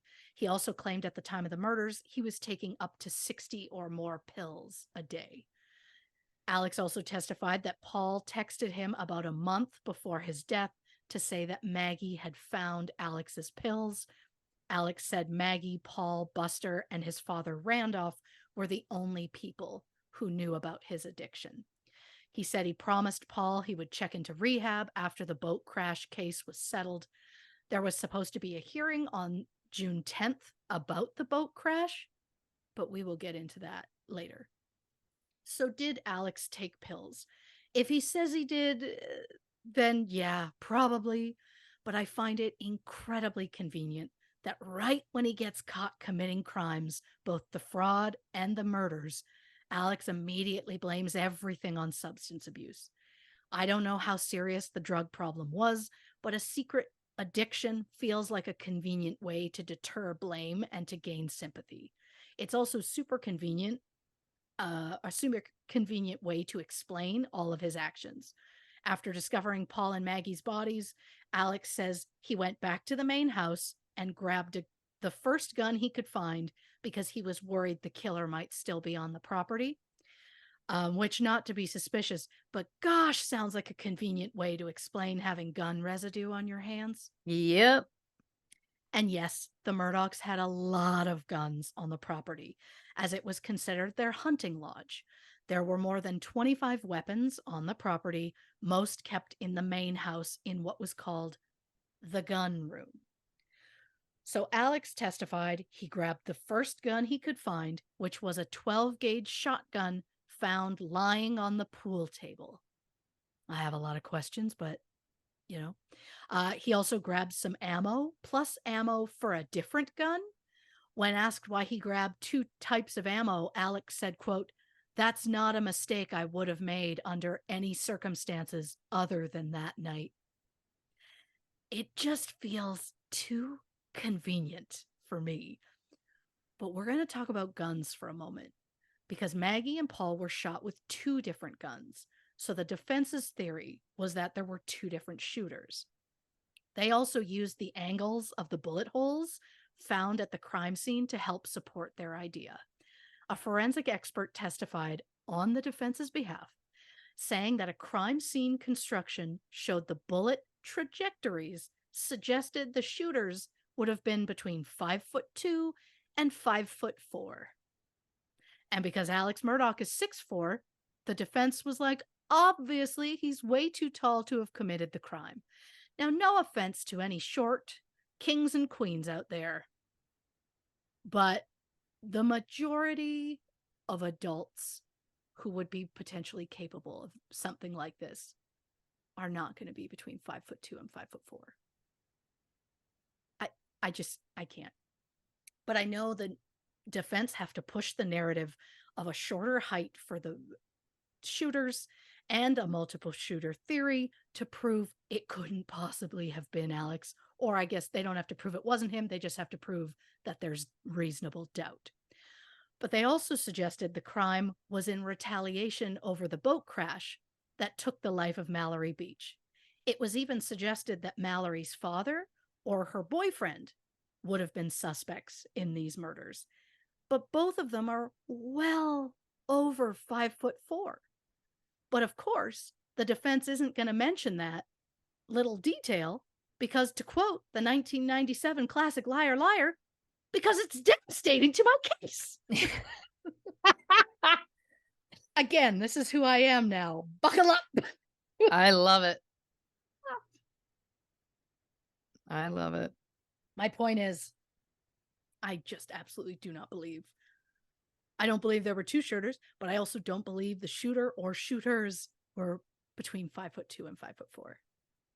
Well, it's interesting because in my notes earlier, I did say, like, the bullet went through his shoulder and came out his head. That's a low angle for sure. But it's also more than possible he was holding the gun really low. He could have premeditated this. And if they have 25 guns on their property, I'm going to go ahead and say they probably know their way around guns. They probably are very comfortable handling guns. Yep. So it doesn't mean that he's handling it up shoulder height where it should be necessarily. He could be slinging it low, like I was going to say like a gunslinger, but I already said slinging. You already said sling and you didn't want to sling twice. I get it. I don't want to sling twice. There's also it's also more than possible that for that first shot, he was laying down. Sure. Sniper style. Maybe not with a shotgun, but but again, to me, that's the fact that it's just poor. I'll say it. I think, in my opinion, it's poor lawyering. Because it doesn't corroborate the story of retaliation. It doesn't corroborate the only story that they're You got to pick a lane. And I know they're just trying to conjure reasonable doubt, but it doesn't help your case. If the reasonable doubt doesn't match, it's like to create confusion. 100%. So the prosecution's experts, of course, said it was impossible to conclusively determine the height of a shooter based on the bullet trajectory. They said the reconstruction that the defense did was just one of many possibilities. And sure, maybe there was a second shooter, but I just don't believe that Alex would have been just minutes away from his family being shot and he did not see or hear anybody else. I don't believe it. They lived on a massive property, nearly 1,800 acres, and it was in the middle of nowhere, so the killer would have needed to arrive in a vehicle, but Alex didn't see or hear anything, and the killer just happened to choose a moment when Alex randomly decided to visit his mother at the last minute. Again, it's all suspicious. Also, to continue the focus on guns, the Murdaughs had more than 20 weapons, including shotguns and rifles. They also had the same 300 blackout ammo that was used to kill Maggie Murdaugh. And speaking of that ammo, weathered shell casings found at the Moselle shooting range, which is on the opposite side of the property, had the same markings as the one found at the scene. When a gun is fired, it creates grooves and marks in the bullet as it travels through the barrel of the gun. These markings differ from one gun manufacturer to another, so this is something that can help determine whether a bullet came from a specific weapon. So to me, if bullet casings found at the Murdaugh's personal shooting range match the casings found at the actual crime scene, then it is highly likely that the murder weapon was a gun owned by the Murdaughs. I am, of course, not an expert, so I could be wrong, but I'm currently standing by that feeling. Yes. The defense, of course, disputes the claim that markings can be conclusively matched to a specific weapon. Several firearms from the Murdaughs' gunroom were seized in July, about a month after the murders, including a 12-gauge shotgun and an AR-style rifle, the same models that were used to kill Paul and Maggie. But again, as of May 2023, the murder weapons have never been found. But according to the documentary Low Country, The Murdaugh Dynasty, in September 2021, a YouTuber sent his drone over the Moselle property and recorded footage of Alex's son Buster and Alex's brother John unloading 8 guns from the house into the back of a truck. They also put one of the dogs from the kennel into the truck and left. So it's possible they were just going on a hunting trip, but it feels suspicious. Is it possible the murder weapons were taken back to Moselle after the police visit in July and they're hiding in plain sight? I mean, it's doubtful, but also I could see a cocky person who thinks he's above the law pulling something like that. Totally. A SLED investigator said that while the two-shooter theory was possible, it was equally possible the crime was committed by a single shooter who was simply moving. Now, before I move on to Alex's testimony, I just want to mention a quote of his that really kind of stuck with me for whatever reason. At one point, Alex said, quote, "I think my family was very well thought of. I think my family was respected." And to that, I just want to say, fear is not the same thing as respect. Yeah. So, we know that Alex lied about being near the kennels. And since we have both cell phone records and GPS data to help tell the story more accurately, we are going to look at what really happened on June 7th and compare it to Alex's version of events. There is a lot of specific information. For the sake of time, I have skipped over the stuff I felt was insignificant, but, you know. Alex originally told police he arrived at work in the morning and left around 5:30 p.m. According to his vehicle's GPS, Alex left home at 12:06 p.m. and arrived at work at 12:24. The housekeeper Blanca left the house at 3:28 p.m. and soon after, Roger Dale Davis arrives. He feeds the dogs, cleans out the kennel, and leaves around 4:30 p.m. So at this point, 4:30, there is no one at Moselle. Alex's vehicle leaves the law firm at 6:24 and heads to Moselle, arriving at 6:42. So I find it interesting. He told police, "I was there in the morning and I left at 5:30. Technically, he got there at 12:30 in the afternoon and got home at 6:40. So Yeah. those are kind of big differences to me. But Paul arrives around 7:04. At 7:39, Paul films the video of Alex with the tree, which he then posts on Snapchat 15 minutes later. Around 8:06, Paul's phone heads to the main house. He texts friends and uses Snapchat along the way. Maggie returns home around 8:15, after which Maggie, Alex, and Paul all eat supper together. At 8:38, Paul's phone places him at the kennels.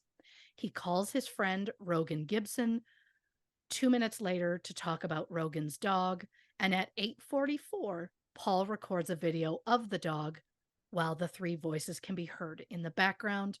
The voices, of course, confirmed to be Paul, Maggie, and Alex. The video recording stopped at 8:46 p.m. Alex said he removed the bird from his dog's mouth and headed to the main house at 8:47.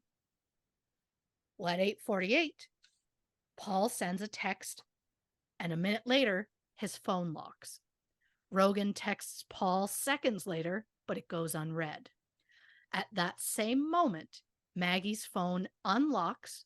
She reads a text from a group chat, opens the Facebook app, and then changes the orientation of her phone to landscape, and then her phone is locked. When the phones were both locked, investigators believe that possibly that is when Maggie and Paul were shot, which was around 8:50 p.m. The coroner places time of death around 9 to 9:30. Paul was shot twice with the shotgun. Maggie was shot 5 times with the AR-style rifle.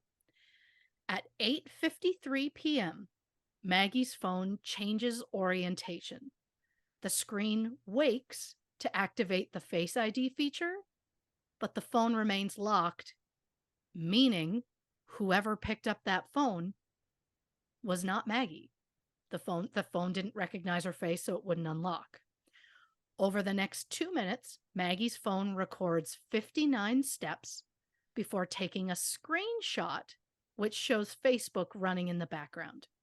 Assuming she has an iPhone, it is so easy to take a screenshot by pressing buttons on either side of the phone, even when the phone is locked. It's a simple thing to do without even meaning to. Now, Alex's phone recorded no movement from 8:09 to 9:02. He told investigators he was asleep at the time, but we know he was eating with his family at 8:15, and we know he was at the kennels at 8:46. So did he leave his phone at the house on purpose? At 9:02, his phone records 283 steps, which is approximately 70 steps per minute, which feels like a pretty quick pace to me.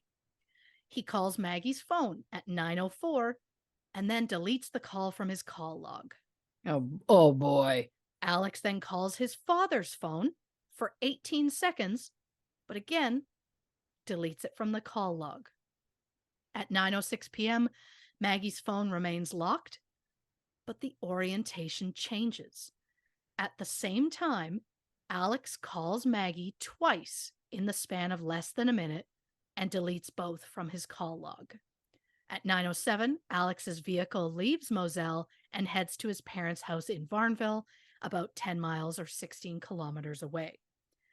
When police first arrived on scene, Maggie's phone was missing, so they used the Find My Phone feature the next day, and her phone was found half a mile from Moselle. Well, that night at 9:08 p.m., Alex's vehicle drove past the area where Maggie's phone would be found the following day. After passing that exact location, Alex's vehicle increased its speed. He passed by the area just 1 minute after the phone was last known to be handled, which feels so unlikely that in one single minute, someone arrived at Moselle, killed Paul and Maggie, and then grabbed Maggie's phone and threw it in the spot exactly where Alex was. And Alex didn't see or hear anyone else. Yeah. Alex then texts Maggie to say he's going to check on his mother, Libby. 2 minutes later, he calls his son, Buster. The call lasts 60 seconds, and Alex deletes it from his call log. At 9:12, 2 minutes later, Alex calls Chris Wilson for reasons we don't know. He's a friend and fellow attorney. The call lasts 2 minutes, and Chris asks if he can call Alex back. Alex then calls his brother John. They talk for 106 seconds, and Alex deletes it from his call log. Chris Wilson calls Alex back at 9:20. The call lasts 3 minutes. Alex says he needs to call him back. At 9:22, Alex's vehicle arrives at his mother's house, but it parks far from the house over by some outbuildings in kind of a wooded area. According to the vehicle records, Alex's speed during the trip reached up to 74 miles per hour, which is about 119 for the kilometer, folks. His car usually averages top speeds of 54 to 60 kilometers per hour. So suddenly going 74 feels out of character, and as though he was really trying to distance himself from Moselle for whatever reason. Alex calls his mother's caregiver, Shelley, at 9:24, asking to be let in. She opens the door 5 minutes later. Shelley said Libby was asleep during the visit, and Alex spent the entire time on his phone, making calls and sending texts. At 9:43, Alex's vehicle leaves his mother's house. For those keeping track, that is less than 20 minutes from pulling up to leaving. And keeping in mind that Shelley said Alex waited outside for 5 minutes before he was let in, so the visit was roughly 15 minutes long, and yet he told the police he was there for, maybe 45 minutes to an hour. Shelley later testified that Alex had asked her to tell police that his visit was twice as long as it was, and that if she did that for him, he would help pay for her upcoming wedding and put in a good word for her with her new employer. At 9:46, Alex calls Paul, deletes it from his call log. A minute later, he texts Maggie's phone, quote, "Call me, babe." The text goes unread. At 9:52, Alex texts Chris Wilson, "Call me if you up," which is not a way a grown person should speak. Chris calls Alex. 40 seconds later, Alex doesn't pick up. Chris tries again a minute later, and Alex tells him he's almost home, so he'll just call him when he gets there. Don't say call me and then be like, "Oh, I'll have to you know what I mean? Yeah. It's too much. So as Alex drives home, his vehicle reaches speeds of up to 80 miles per hour or 128 in kilometers.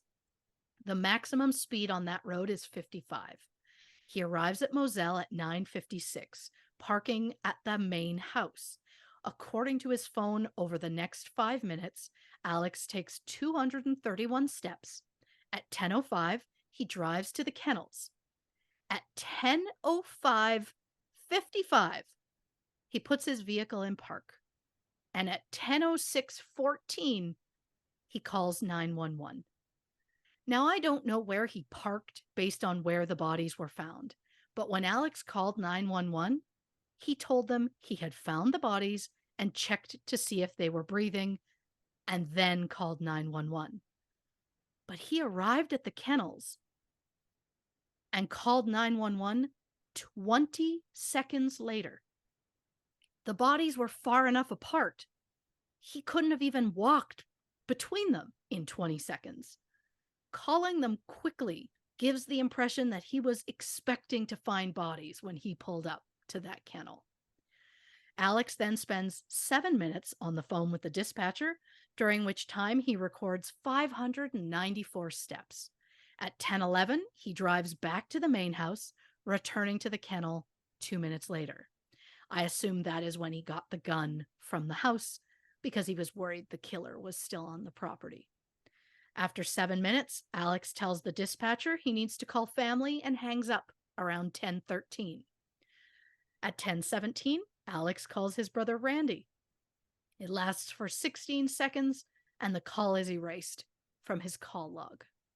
At 10:18, he iMessages Randy saying, "Please call me, emergency."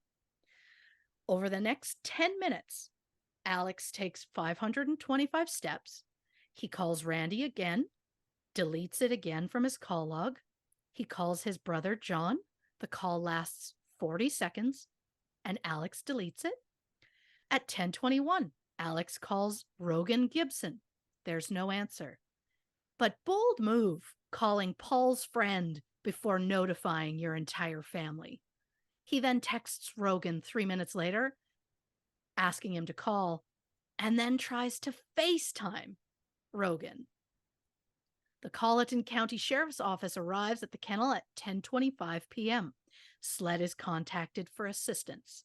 At 10:29, Alex calls Randy, deletes it from the call log. He then tries to FaceTime Rogan again, but gets no answer. At 10:35, Alex calls his brother John. It lasts 28 seconds. A minute later, he calls Randy, which lasts 56 seconds. At 10:06, Alex Googles a restaurant in Edisto. At 10:44, then he calls Buster. Why did it take so long to call Buster? Why were you frantically trying to get a hold of Rogan instead of your own son? Alex makes a few other calls to Buster's girlfriend and other family members, and then just deletes a bunch from his call log. I am fascinated by the amount of calls he deleted from the call log. He also tried to delete the fact that he was Googling a restaurant at the time. Now that I understand deleting, but why delete calls you made to your wife? And who is even thinking about deleting calls after finding your wife and son brutally murdered? I honestly can say deleting calls from my phone wouldn't even enter my mind in a situation like that. Yes. Sled arrives at Moselle at 11:47 p.m. So given the new timeline, Is it possible that Alex killed Maggie and Paul? Of course. It's also possible, although incredibly unlikely, that maybe he didn't. But if he did, what would be his motive? Well, there's money. As we know, Alex's financial crimes were starting to be realized by those around him. It was announced publicly. It wasn't announced publicly until September 6th, but on June 7th, the day of the murders, Alex was confronted by the law firm's chief financial advisor, Jeannie Seckinger, about $792,000 that were missing from a client's account. So Alex had to know that this moment was just the beginning of his financial crimes being discovered. The prosecution asked Jeannie if anyone was concerned about the missing money after the murders happened, and she said, quote, "We weren't because we were concerned about Alex. We were going to go in there. We weren't going to go in there and harass him about money because his family had been killed." So were his family murdered to garner sympathy and maybe distract from the financial crimes? According to rumors, Alex was hemorrhaging money, and Maggie had allegedly arranged a forensic accountant to review their family finances after she discovered bills were not getting paid. 8 properties in Beaufort County, which all belonged to Alex and his business partner, Barrett T. Bulwer, were all found to be either behind on payments or owing massive back taxes. The Murdaughs owed thousands on their house in Edisto and more than $2 million on the Moselle property. So if the Murdaughs were behind on bills and owed a lot of money, and Alex was finally getting caught stealing money from work, I could see him getting nervous, especially when Mallory Beach's family had filed a $10 million wrongful death lawsuit against the Murdaughs for the 2019 boat crash. And on June 10th, a hearing was scheduled to consider a motion to compel Alex to turn over his financial information. If that hearing happened and his financial information had been turned over, the prosecution would have discovered just how much Alex had embezzled over the years. So again, were Maggie and Paul killed as a distraction to take the focus off Alex's financials? It seems like a wild concept, especially when Alex's father, Randolph, was terminally ill at the time, and on June 7th, during his meeting with Jeannie about the missing money, Alex received a call that his father had been taken to the hospital. Randolph did eventually pass away on June 10th at the age of 81. So one could argue his father's death would have caused a distraction. And I agree.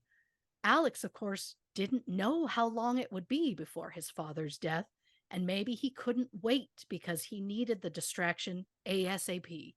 And maybe he knew his elderly father dying of a prolonged illness would distract for a while, but a brutal murder of half of his immediate family might distract enough that the entire situation just disappears.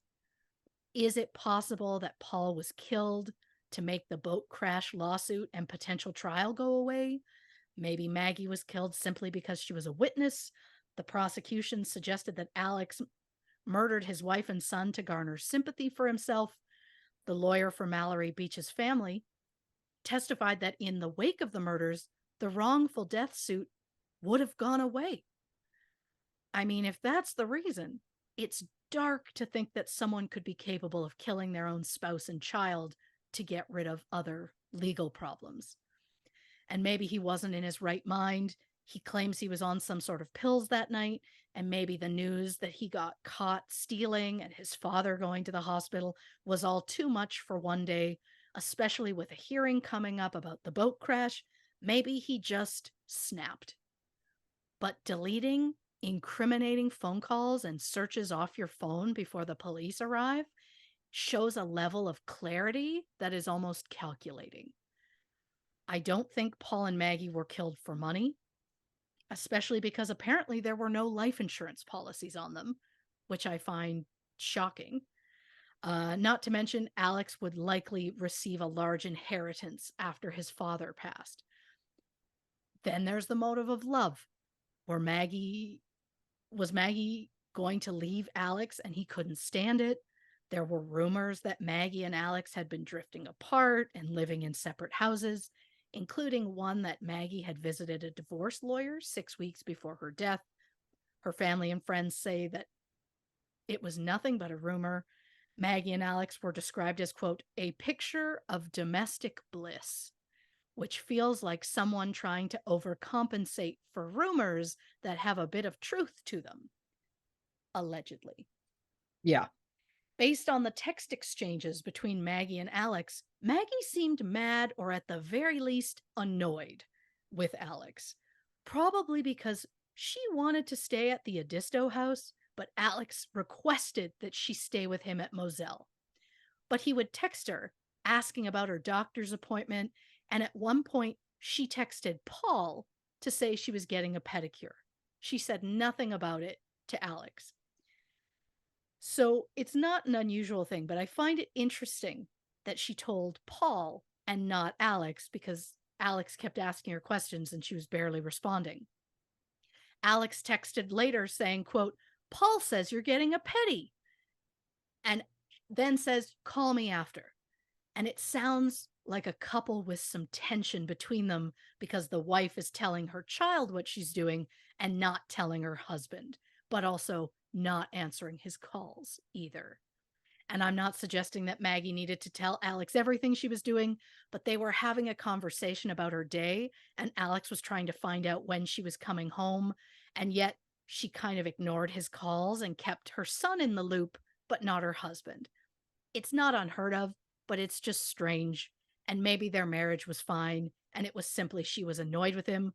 All long-term couples know you may love that person every day, but that doesn't mean you like them every day. Two different things. I do find it interesting that when asked about Maggie, an unnamed local resident said, quote, she had no real say in that family. It was Alex and Randy and the grandfather who had all the power, so Maggie just focused on her boys. I don't think she had a way out. So if Alex wasn't the killer, who was? The defense pushed the idea that it was revenge for Mallory Beach's death, that Paul had been getting threats for months as people seemed angry that Paul wasn't arrested or put in jail for the crime.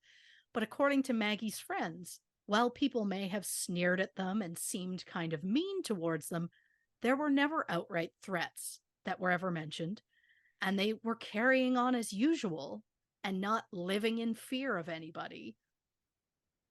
Alex suggested maybe the killer was the groundskeeper that he recently hired, although the groundskeeper has zero motive.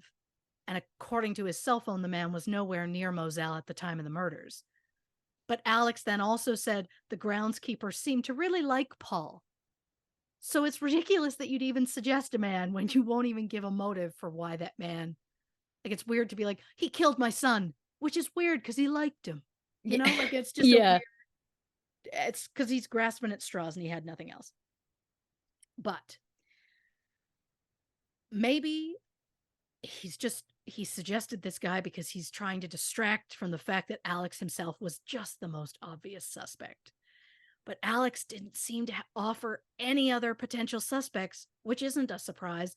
According to Maggie's sister, Marion, Alex never mentioned wanting to find the person responsible for Maggie and Paul's deaths. Could be a sign of something suspicious, could just be a broken man grieving. I don't know. With all this being said, there is no direct evidence, no eyewitness, no fingerprints or forensics that tie Alex Murdaugh to the crime. The defense claims the investigators zeroed in on Alex because he was an easy target. I think they zeroed in on Alex because he was the last person to see them alive, the last known person at the scene of the crime, and maybe because, statistically speaking, when a woman dies, her spouse or partner is likely the killer. After nearly 6 weeks and 75 witnesses, which included Alex's son Buster and his youngest brother John, the jury deliberated for 3 hours, and on March 2nd, Alex Murdaugh was found guilty and sentenced to 2 consecutive life terms without the possibility of parole. His attorneys have filed a notice of appeal.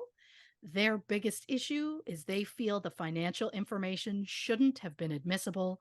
According to the defense attorney, Dick Harpootlian, quote, once they got that character information, he's a thief, he's a liar, then this jury had to think that he's a despicable human being and not believe it. So it's about character. It wasn't about motive. Dick also said, quote, human nature is human nature. And after you've listened 2.5 weeks about what a monster he is, you're not going to be inclined to come to his defense. Or when you find out what a monster he is, maybe you're like, it does make sense that he would be at the scene of the crime at the time the murder took place. Yeah. Anyhow, even if an appeal happens, there is still the trial for his financial crimes. So hopefully, either way, Alex Murdaugh will be in jail for the rest of his life.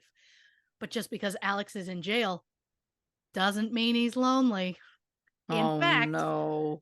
Alex has been receiving a disgusting amount of love notes from random strangers. Some of these people are sending multiple messages of support. I shouldn't be surprised that people would believe Alex is innocent of murder, but he outright admitted to stealing millions of dollars, and yet these misguided people support him. I won't read their names, but I wanted to share a few messages with you just so you get the idea of what he's been getting. Quote, let me start off by saying I am so sorry this happened to you. You don't know me, and I don't know you, and I hope this does not come off as weird that I'm reaching out to you. I apologize if it does. I'm unable to get you off my mind. I followed the trial and all the media coverage that has surrounded everything. It is heartbreaking we live in a world where this kind of injustice happens to people. Another person sent, quote, while I don't know Maggie or Paul, I can assume they are so proud of you for how you've handled yourself. Which is a really odd fucking thing to say to the man who was just convicted of murdering Maggie and Paul. Yeah. But I know there's a whole psychology behind people, especially women who write letters to men in prison. I mean, hell, Ted Bundy received hundreds of love letters when he was in prison, even though he was a convicted serial killer. But just a couple more examples. Quote, as a parent myself, I can't imagine what you've been through. I have no doubt that you are innocent. I don't believe you would do anything to hurt them. You appear to be a great dad and an amazing husband who lived every day for your family. How the fuck would you know? How would you know what kind of husband he was? No way. Stop it. And then last one, quote, I think I love you. I think about you all day, every day. I swear on my life and my soul, I'll never say a single word to anyone important or not important. I genuinely care for you. Good Lord. Now, before I wrap this up, I have some updates. Wonderful. In the previous episode, I talked about the death of 19-year-old nursing student Stephen Smith. Stephen's body was found in the middle of a rural road in July 2015. At first, investigators believed Stephen had been shot, so his hands were tested for gunshot residue at the scene. The test was negative. Despite a lack of evidence that a vehicle was involved, the coroner ruled Stephen's death to be a hit and run. Again, he had no major bruising or broken bones, just a severe head injury. His cell phone was in his pocket. It was completely undamaged. So I think even without any expertise in the medical field, I am confident that Stephen wasn't hit by a car. I could be wrong, and if I am, I will admit it. But thankfully, there is a real possibility we could see an update on Stephen's case in the near future, as his case was reopened in 2021 following the murders of Maggie and Paul Murdaugh. Stephen's family raised enough money through a GoFundMe campaign to have Stephen's body exhumed for an independent autopsy. And in March 2023, the South Carolina Law Enforcement Division announced that Stephen's death was now being investigated as a homicide. His body was exhumed in April. It has recently come out that a rape kit was done at the scene, but it was never processed. A rape kit will only be collected in a death investigation when the death is considered suspicious. It involves collecting clothing fibers, saliva, hair, etc. However, according to a lawyer for the Smith family, the rape kit is currently unaccounted for. It has also been reported that Stephen's clothing from that night has been misplaced. Of course. In April 2023, police announced that they had unlocked Stephen's cell phone and were working on unlocking his tablet.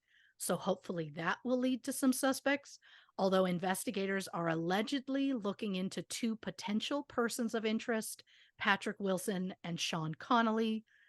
5 months after Stephen's death, Patrick allegedly told his stepfather, Daryl, that Sean's truck had killed Stephen Smith. Daryl informed the police, and Patrick moved to an undisclosed address. When police struggled to find Patrick, he contacted the police himself, claiming that Randy Murdaugh, Alex's brother, had told him to call. Oh boy. Isn't it interesting that once again, Randy Murdaugh has made himself look suspicious by inserting himself into a situation that doesn't involve him? Yeah. Yeah. And I'm not saying that Patrick and Sean either were or weren't involved in Stephen's death. I just don't believe somebody hit him with a car. No. I don't. But I will add, Sean has a lengthy criminal record, including DUIs, purchasing alcohol as a minor, hunting without a license, unlawfully killing an antlerless deer, and domestic violence. Wow. Yep. Okay. Really rounding it out there at the end. So were Patrick and Sean really involved, or are they now just being used as scapegoats? Stephen's case is still being investigated. And as I mentioned in the last episode, there were rumors that Buster Murdaugh may have been involved in Stephen's death.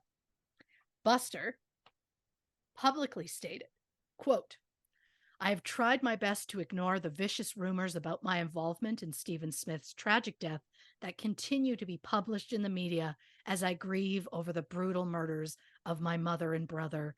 I unequivocally deny any involvement in his death, and my heart goes out to the Smith family." But if the new investigation finds any evidence that proves that Murdaugh, any of them, was involved, I am curious to know if Alex will try and take the blame, since he'll potentially be stuck in prison for life anyway. Will he try and fall on the proverbial sword to save his son? Only time will tell. But my hope is the real killer or killers will be caught and brought to justice. It was a senseless murder, and the monsters responsible deserve to be in jail. So I look forward to one day giving the update that Stephen's case has been solved. And speaking of updates, I briefly mentioned the death of Gloria Satterfield earlier. Gloria, of course, was the 57-year-old housekeeper who worked for the Murdaugh family for 25 years. The Murdaughs claimed their dogs tripped Gloria, causing her to fall down their front steps, hitting her head. She was taken to the hospital where she died weeks later from her injuries. Alex, who was not home at the time of the incident, later claimed to authorities that Gloria told him the dogs had caused her to fall. But now, Alex admits that that was a lie. He said no dogs were involved in Gloria's death, but he has no idea what happened. He claims he only lied blaming the dogs because he wanted the insurance company to pay, and he knew they wouldn't without some sort of proof that the Murdaughs were responsible. Oh, wow. The idea he outright lied just so he could benefit from the insurance payout is gross and conniving. It shows that immediately following Gloria's death, Alex came up with a plan to go for that insurance money. This woman, who he knew for over 20 years, who helped raise his children, has been seriously injured. And his first thought was, hey, I can benefit from this. But in brighter news, a Hampton County coroner requested that Gloria's case be reopened. The coroner wrote, quote, "The decedent's death was not reported to the coroner at the time, nor was an autopsy performed. On the death certificate, the manner of death was ruled natural, which is inconsistent with injuries sustained in a trip and fall accident. So, South Carolina law enforcement requested permission from Gloria's family to exhume her body. And on June 3rd, 2022, they announced that the permission was granted. So, I don't know if or when the exhumation will take place, but I am looking forward to giving an update as to Gloria's real cause of death. And I'm sure there will be an update once Alex goes to trial for the financial crimes, as well as one regarding his potential appeal. So, as much as I am sick of looking at this fucking creep's face, I know that we are not done with Alex Murdaugh. Reporting for two-part series, I'm Christy Oxborrow. Well, listen, so much to talk about, so much to get into. Bean's all fired up about it. I want you to know there seems to have been some sort of street party that's broken out on my street in the last 10 minutes. There's music pumping. There's people laughing, loudly talking. She is a wreck.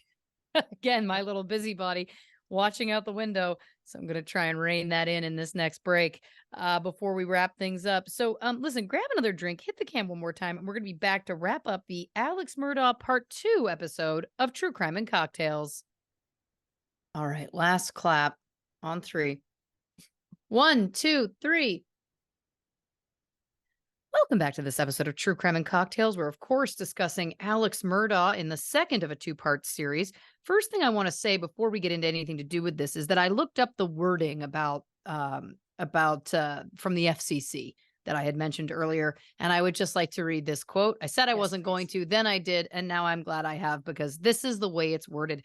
Graphic and explicit discussions of sexual or excretory activities or organs, even through the use of euphemisms, innuendo, or double entendre, and with or without the use of profanity, particularly when used in a manner to titillate or shock. It's the term excretory. Okay, I thought titillate might be where Titillate's just, I mean, that's a hoot and a half. But anyway, excretory makes me want to vomit. Okay, so speaking of wanting to vomit, nicely done. I was just going to go with, you know who deserves a badge? Officer Bean. And who doesn't deserve a badge? Fucking Alex Murdaugh. Oh, Bean is just the security guard in this house I never saw coming. Oh, my word. 7 pounds of just pure passion. Okay, you said refresher at the beginning, and then I started thinking about how much I loved the cherry lime refreshers at Taco Bell, which I've since Googled. That's not what they were called. It was called a cherry limeade sparkler. Thank you very much. This is where we're at. Okay. Oh, yes, I already talked about the angle of the gunshots. It's interesting that that came back. Sometimes I do predict things that will end up coming up later on the show. The concept, okay. The concept about the drive-by that he concocted is such a bizarre, I don't understand his rationale for it, saying, well, if I committed suicide, then I knew that that would like screw my son out of insurance money or whatever. And it's like, but then why didn't he kill you? I mean, to this guy's point, and to a point that I made earlier when I used the term gunslinger, these people are all very familiar with firearms. I do actually agree with this guy when he said, if I was supposed to kill him, he would be dead. If I had shot him, I would have killed him. Yeah, I kind of do tend to believe that, especially if he was kneeled down by a car and then this guy pulls up in a car. I don't know. Like, unless Alex Murdaugh is able to get to his feet and run real fast, and he's 6'4", I don't know that he's that limber. You know, limber. Thank you. One thing I did forget to mention about that whole incident, his tire was also slashed. So it's like, but you said he didn't get out of the car. Oh, he didn't get out of the car. Yeah. He said on the 911 thing, he said someone pulled up, shot me. Right. And 2 police afterwards. He was like, he pulled up, asked if I needed help, shot me, and drove off. Right. There was nothing about he got out of the car, he slashed my tire. Like, there was nothing like that. So I'm like, so why was your tire slashed? And had you been driving on it for some amount of time before? I guess maybe that's what he thought. Maybe it got slashed somewhere. The guy followed him. I don't know.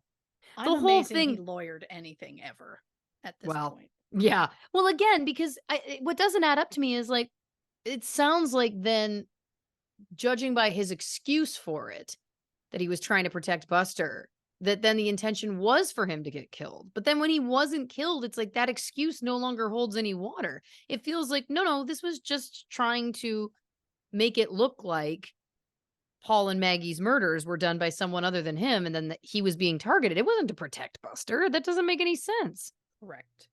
So, and again, the other thing I do have to say is, you can't believe anything this man says. He's been caught in so many lies, and then it's like, and he's admitted to so many lies that it feels like, he's saying or he's telling the truth and coming clean about these lies because he thinks it makes him look more reputable. But to me, it's like, no, it doesn't. It just, you've just admitted to all of this lying, which means that you're still capable of lying, and you're admitting that you're capable of lying.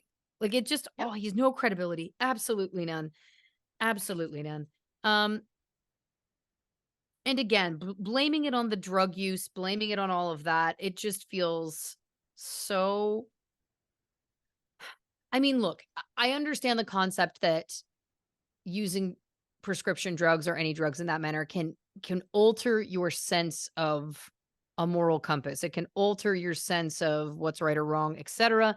So maybe he was exhibiting poor judgment when he used that money to charter a plane to go to the College World Series. But it's just such a a ludicrous thing to even have to say out loud, like again, I think the thing that it comes back to for me is that regardless of whether or not it started, and my prediction is it started small and then it got bigger. So somebody got, say a $25,000 settlement owed to them, and he kept maybe, two of it to begin with.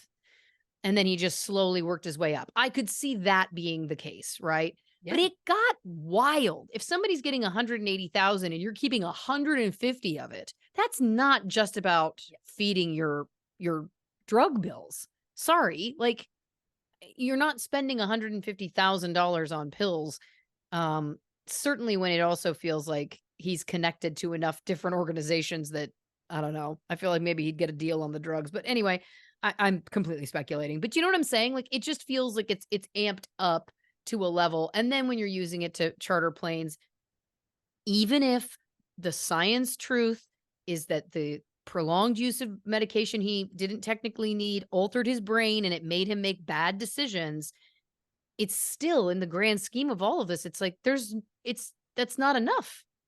That's not enough, Alex, whatever you want to call yourself. It's not enough. You still look like a liar who was absolutely ripping off people to a level that is, I mean, ripping off people is never okay, but this is just so beyond egregious. It kind of doesn't really matter to me what he spent the money on, to be honest. It's like, No. you took so much money that wasn't yours, and you've admitted it, and you've admitted you were wrong. So now you admit to the crime, you do the time. Yeah. I love that the blood spatter expert from the staircase was also in this case. It's funny when you get into the true crime world long enough, the same players kind of keep cropping up again and again from case to case. And you're like, oh, that's interesting. It's like a weird case of, it's a small world after all. Okay. The fact that he hung up on the 911 call after 7 minutes saying he had to call his family, but then didn't call Buster until roughly 30 minutes later is fascinating. It also mirrors, going back to last week's episode, the police not calling Mallory's family, right? Yep. When they were calling other people in the Murdaugh family. But then we're like, well, let's not call her family. We haven't found her body yet. It's just interesting to me. Again, it doesn't sit right. It's, again, another one of those little details that just makes it feel, again, like you can't trust him. Also, did he really believe that deleting those calls meant they were gone? Like, dear listeners, especially to our older listeners and our very young listeners, anything you do on your phone is in the cloud. It's the law enforcement has access to all of it, as we are seeing throughout this case. So just know that anything you do, be prepared that anyone could find out eventually, because it's terrified. all there. Yeah. If I'm ever, like, if someone ever suggests I've done a crime, my search history on my phone is not going to be great, because I have used it while out in the public doing things for researching stuff for here. And I can't imagine what that would look like. But I'm My gonna lawyer hopefully will be like, well, she has a true crime podcast. You do have and listen, and we can probably go through and meticulously connect each of those Googles to a specific episode. Like it would take work, Yeah. but we can get you there. He'll I do it. don't know that there's a lawyer that can get you out of Googling a random restaurant minutes after you found your dead loved ones. That feels real hard. I have a lot of questions about that. Like, what was your game plan? I don't know, because it also doesn't make sense to me that he's texting his wife, who at this point he's been convicted of the crime. So let's say at this point, the law has found him guilty of that murder. So at that point, one would speculate that he was calling and texting his wife to make it look like he didn't know she was dead when she actually was. Correct. Why would you delete those? Why would that get deleted if you're trying to leave that footprint? It's 100%. Just preposterous. Oh, it doesn't make any sense. Those are the calls you leave. Those are the ones, if ever you didn't, those are the ones you leave.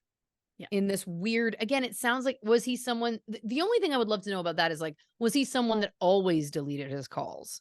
I've dated people like that. It always seems like a red flag to me. I'm like, why are you deleting your call log? Why are you deleting every text after you read it? It's bizarre. Yes. No one does that. Come on. No one who doesn't have a reason to. In my opinion. He says he moved Paul's body and that his phone fell out of his pocket, so he picked it up and put it back in his pocket. Why are you moving the body, man? Why are you moving it? Even if you touched it to check for a pulse, there's absolutely no reason to move it. I'm assuming in this case, it's because the last shot was through the back of his head, so he turned the body over, I'm speculating that that's how he was moving the body, because there's absolutely no other, there isn't even the reason to do that. I also just want to say, and this is going to be graphic, and I'm not meaning to be glib in any way. I'm being very serious when I say this. I've seen photos that I wish I couldn't of certain gunshot wounds. And if we are to know that he had been shot in the back of the head to the point, he had been shot through the head, etc. You had said that the medical examiner said his brain was completely detached, right? Yeah. I'm sorry, you're probably not going to be looking for a pulse if you see that kind of massive head wound. You know what I mean? And let's also remember, this is his child. This is his loved one. And while I can understand it would be a parent's instinct to potentially run to the body, touch the body, I just don't think it adds up with that kind of head wound that you would be looking for a sign of life. And certainly not moving the body in order to do it. If it was in a moment of absolute shock and despair, I threw myself on the body, or whatever, I can maybe buy that. And I can believe that some people would actually have that reaction, but I just don't know that with these kinds of head wounds, I don't know that you're going to be legitimately looking for a pulse. If you're as calm, cool, and collected as he appeared to be. Yes. Is it possible he specifically moved the body? Did he turn the body over because he couldn't stand the sight of his face because of guilt and what he had done? Now, was the last shot in the back of his head, or am I mixing that up with Maggie? Well, the shot, it went through his shoulder and came out through the back of his head. But her final shot was in the back of the head. Her final shot was her face down being shot in the back. Yeah. Yes. I think then it is possible. Yes. I think it is possible. If I conflated the two, I apologize. But if he was on his back and you're, yes, psychologist hat on, I could see Alex being like, I cannot look at this image of my dead son. I'm going to turn him over. Totally. But again, I don't buy with that with those kinds of face wounds, head wounds. I just don't know that you're going to be like, let's see if this person is still alive. Maybe, again, and I can't speak for everybody, obviously, but it's just another place that I think you can find holes when, again, he wasn't, necessarily seeming to be so distraught in the moment. Yeah, I mean, his 911 call, he was definitely, there was like a whine to his voice of panic and upset, but again, I know everybody is different, but I think if I have found my loved ones, first of all, yeah, I'm going to be hysterical. Second, I am at no point in that phone call going to tell 911, hey, I'm hanging up now. No, At no, no point. I no. understand contacting family, but I'm going to be like, no, I need that person to continue to tell me somebody is on the way. I need that person. I need to tell them everything I can to say whatever I need to say. Well, and there's also a difference between, because we also have heard this on 911 calls in the past. They may say, check the body, check for a pulse. They can walk you through that. That's not abnormal. And that's not something I think that, and I could see someone doing that. Absolutely. Like following the instructions that you're being given if you're being told to check for these things. Absolutely. But like, well, I moved his body to see if he was alive. And you know what? It just doesn't add up at all of, and again, he's a liar. So here's Yeah. the bottom line. It kind of doesn't matter because he's lied about so many things that it's impossible to believe that any of this is true anyway. It's just to what personality disorder or whatever kind of disorder do we want to try and diagnose him with? Because it's wild. I mean, again, the fact that he asked the housekeeper to lie for him and then he also asked his parents' caregiver to lie for him about these details. I mean, it's all here. Like it just, yeah, I can see why there was a conviction.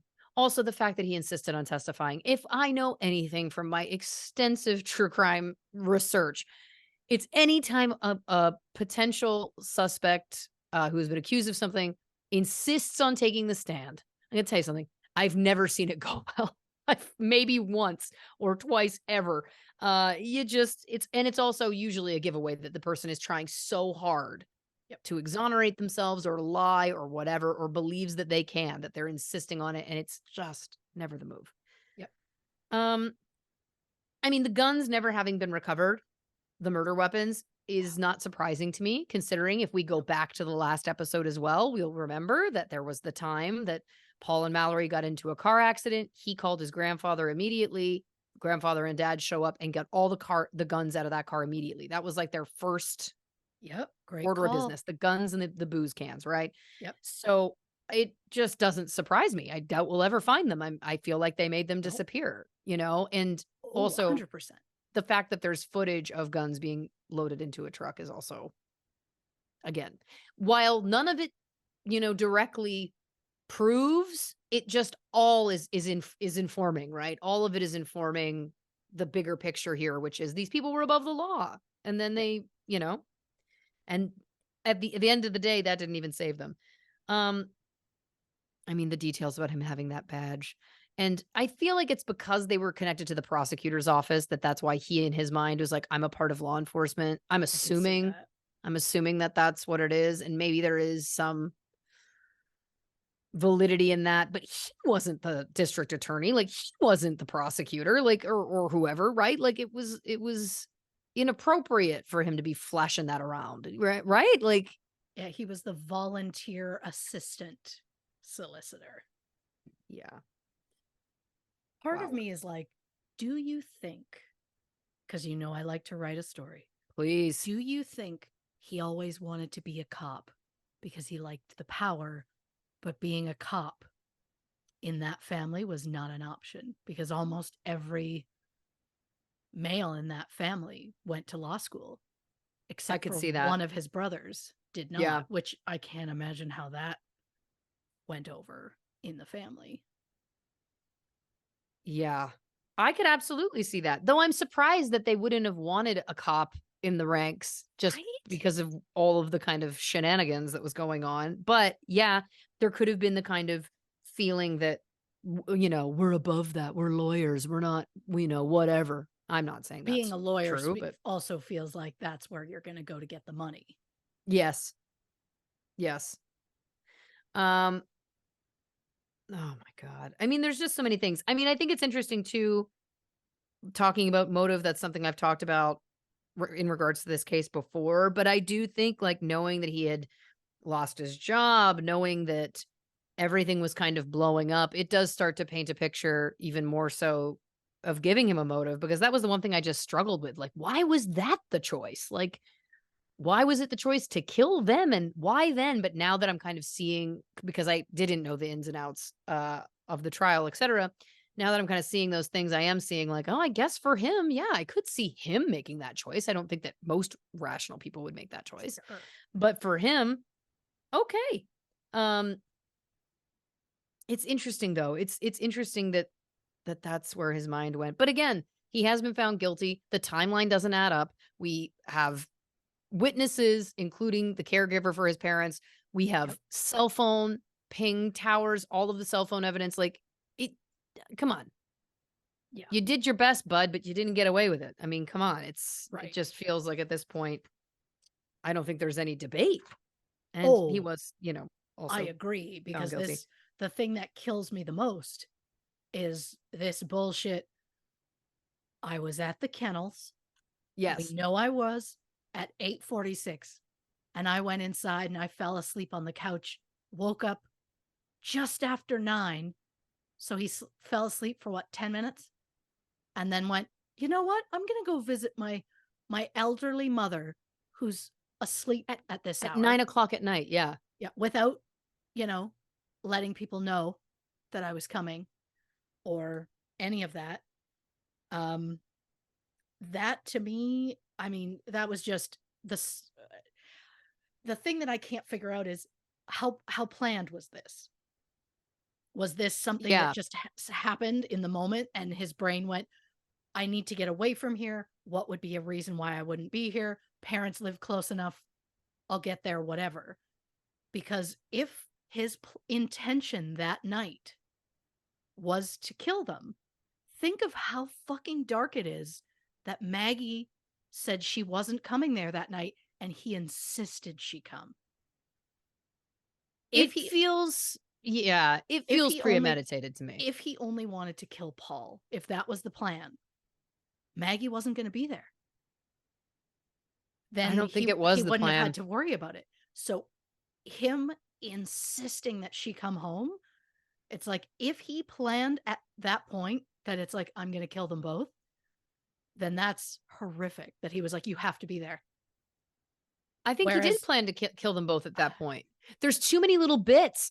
And it feels like, again, this doesn't feel like a crime of opportunity. It doesn't feel like it was like there was a fight in the moment. It feels, and listen, I don't know that I even can wrap my head around why that motive would have been that premeditated for the both of them. I don't know. But it just feels like there's no other reason for him to have forced her to be there. If he didn't want to kill her, why would he tell her to come that night? Is it possible that it's flipped? And that he wanted to kill Maggie and that Paul was the one that wasn't supposed to be there? Is that possible? Oh. And he was the one who got unfortunately caught in the crossfire, metaphorically. Like, what did Maggie know? I mean, the fact that Maggie was hiring this forensic accountant, the fact that she seemed to be onto him, the fact that she had found out there was no bills being paid, which is ridiculous, by the way, considering the millions of dollars that he had stolen from people. Yep. Maybe she was getting too close to blowing up his spot. And he was like, I can't let this happen. Oh, possible. I just keep thinking if he was going to kill either of them, he would kill Paul to make that whole boat crash, wrongful death, make all of that go away. Yeah. But think about this. This is a man who is driven by money. He is obsessed with money. He is stealing money to the tune of millions of dollars from innocent people. By the way, that one woman, I don't have the names in front of me, but she went back to him a second time. She hired him once. Pamela, she hired him once. And then, of course, because she trusted him, I would do the same thing, by the way. Absolutely. Yep. She had no reason not to trust him. She believed that settlement was coming to her, I'm sure, the first one. And she was like, well, I'll use him again. He did a good job. But that's what's so sick about it is these people, he really, really charmed and all of the above to these people. So if he's that, and by the way, it's interesting that the defense rode so hard on not allowing any of that stuff in because they were correct. But let's also, again, everyone who listens to the show knows all I want to do is wear my psychologist hat. It's imperative to have that information because the whole point is that this is a man who is capable of making extremely poor judgment calls, extremely illegal, consistent. It's not that he did this once. If it had been that he did one thing once, I could see the lawyers being like, is it fair to admit that? Because it's going to really kind of prejudice the jury, Sure. regardless of what my personal opinion is. I can see that argument. But this was so many people for so long and so much money. It is absolutely imperative that that's a part of the case because it proves that he doesn't have a moral compass. And yeah, I'd go so far as to say not everybody who embezzles and frauds people out of defrauds people out of that much money is going to kill. Absolutely not. But I absolutely can see a connection between the two. It's like kids who grow up killing animals and then kill people. Yep. It's a different part of the brain, but it's an important connection, in my opinion. And again, I'm not saying that everyone who does fraud kills. We all know that Martha Stewart hasn't killed anybody and she did a lot of fraud. But Sure. you know what I mean? But this is, again, stealing from people consistently, huge amounts of money. I think it just proves that this person is so driven by that he would probably do anything to protect it. And maybe even to the tune of killing his own wife, which is insanely dark, to your point. Oh, it is. And I could absolutely see it. And the thing I'm going to say, Martha Stewart did her time, though. She did. She put her head down. She did. got herself a job. She did what she needed to do, and she got out. She did her time. So I give her props for that. Not for the fraud. Not for the fraud. Not for the but fraud. for everything else. But yeah, if someone's going to steal that much money from innocent people, who knows? Consistently. And like an insane amount. Who knows what they're capable of? Yeah. But also, the thing that grossed me out time and time again, every single one of those people all said they went to Alex because somebody they know recommended him. Yep. Because it's always the police officer that was there at the scene recommended him. This person recommended him as a thing. It was always somebody recommends that family. Yeah, because they were in bed with everybody. I mean, it's sick. There was only one other thing I wanted to mention very quickly, which was on the update about Stephen Smith. First of all, wonderful. Thank God they've reopened this case. Absolutely amazing. Couldn't be happier. The police have been working on opening his tablet. How much time does it take, guys?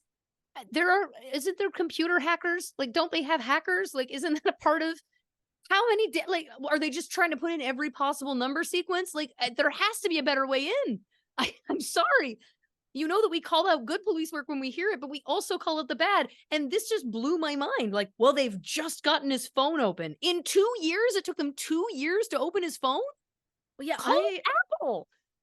There's got to be something to be able to get into a device. I mean, I know information from the cloud. Yeah, I know I'm too deep in like movies and TV where I'm like, isn't there a device you can pull out of your laptop bag that you stick into the end of it and it runs through on your little device and it'll show you the different numbers and that's the number you punch in? I know that's not probably real. Maybe. Yeah. But we all remember the technology from hit major motion picture Terminator 2 when Eddie Furlong sticks that card with the long ribbon like, thing coming out of it. And that's how he steals all that money from the bank, from the ATM. So yeah, I'm with you. I feel like that was the 90s. Where are we now, guys? Thank you for referencing Eddie Furlong. Always. And I will not use his full first name. And I know it's too familiar. But anyway, I do hope that they managed to crack the case of opening the tablet because maybe there could be something on there to help. It just honestly blew my mind that, again, this case was reopened in 2021. I hope that maybe by now they've managed to call who they have to call at the FBI and Apple. Certainly someone can have the technology to get you in there. That's all I'm going to say. Now, did you have any other thoughts before we wrap it up? Well, one thing I want to mention, Alex's brother, John. Yeah. He's the youngest of the family. He's the only one that's not a lawyer, the only male, essentially, in their long lineage that wasn't a lawyer. But he made a comment in court that he got permission from a friend in law enforcement to visit the crime scene to, quote, see what had gone on and just kind of take it in. That's not a thing. Now, I want to point out He was called by Alex the night the crime happened. And after receiving a call, he arrived there. So he was at the crime scene the day it happened. So this is referring to another time where police let a civilian in. He's not like, you wouldn't let a lawyer in, but this isn't even a lawyer. This guy owns a construction vehicle rental company. Why would you want to be in? Also, why would you want to be there? He made a comment about how he cleaned up the crime scene part. Like he cleaned up parts of Paul's body that were left behind. Basically, it was like the Unsolved Mysteries episode, the mystery at mile marker 45, where he was like the bits of pieces of him. He said he cleaned those up. And it's like, first of all, horrific. No one should have to see or do or witness anything like that. But he said, like, he just kept talking about he had this really close relationship with Paul. Paul worked for during summer at John's company. And it's just, you had no reason to be there. I understand. Well, no, I don't understand wanting to see it. I don't understand wanting to be there. But also he commented the reason he cleaned up was because he did it to honor Paul's memory. And he promised Paul in that moment that he would find out who was responsible for this. And the thing that caught me the most, he never said anything about Maggie. It was all this horrific thing of, I honored Paul. I cleaned up for Paul. I did this for Paul. Nothing about Maggie. So it's like, was there tension there? I don't know. But it's just the fact that he admitted, well, a friend of mine in law enforcement let me in. It's like, but you shouldn't have been there. But who's the friend in law enforcement? Alex? Well, who claims to be in law enforcement? You may recall from the last episode, friend in law enforcement was that asshole who did not call Mallory's parents. Yeah. Who that asshole called John that night of the boat crash too. Right. So it's also like, shouldn't there be a thing? Shouldn't there be some sort of statute or something where it's like a civilian related to the victims and the suspect was at the crime scene with police? Did he pick something up? Did he drop something there? Like, oh, he had no business being there. Touching something. He should not have been there. Oh, it's a huge conflict of interest on a million different levels. And yes, if ever that I think that cop could get into serious trouble. You can't just let civilians. That's wild. But again, these are the same police that didn't search the house because they didn't want to displace people. The level of, look, there's clearly a different set of rules for the Murdaughs in that area. That's, I don't even think I need to say allegedly. I think we've seen over enough pieces of fact to prove that is the case. Which on one hand makes it miraculous that this conviction even happened. And so I do give a shout out to whoever is involved in the police that made that happen, because I can't believe it was an easy road, given the fact that we know that there is this different set of rules for these family members. So nothing you can say to me really shocks me at this point in terms of all of it, but it does make me want to bang my head against a wall because, again, if nothing else that I have learned doing this show for almost 3 years, for 2.5 years, is the sense of injustice just really destroys me. It eats me alive. The fact that they think that this is appropriate, that people are treated better than other people. The fact, like, that's not why anybody should be getting into any sort of law enforcement, legal job, all of the above. We get into these jobs. Now that's like, I literally just Alex Murdaugh'd myself as though I'm suggesting I am law enforcement. I apologize. That's not what I meant. What I was trying to say is the royal we gets into those jobs, ideally because they want to help people and they want to do the right thing, and because they believe in those kinds of processes and sets of rules. And when I hear about people breaking them, it just, like, that's the stuff that keeps me up at night now that I'm dead inside, because my time with Gacy killed me. And I can watch true crime at night. The thing that keeps me up is no longer like fearing a boogeyman. It's more fearing crooked cops, which I've always been afraid of, but more so now than ever. Yep. And the miscarriage of justice. It's chilling. And this is again, I'm glad that there is a happy ending to this and that this person has been convicted, because I really do personally believe that he did commit these murders. It just feels like the evidence is all there. But again, it's wild to me, the hoops that got jumped through along the way, not searching the house, allowing this brother on the crime scene. Like, these are egregious. It's wild. Yeah. The whole thing is madness. Sheer madness. It's madness. Well, listen, fantastic work, Christy Oxborrow. A 2-part episode for the ages. Your work never ceases to amaze, impress, and I say, if anybody's in law enforcement, it's you. I'll look, I'll take that, but I'll say it. I'm ready to be done with him. I've seen his face and heard about just the amount of shit his family's gotten away with for too long. But again, 100%. We could not have gotten this in one episode. No way. Not to the level that we like to bring. And I will say, I've also just realized that I'm wearing one of our original shirts that has a badge on it. I just put this together in this moment.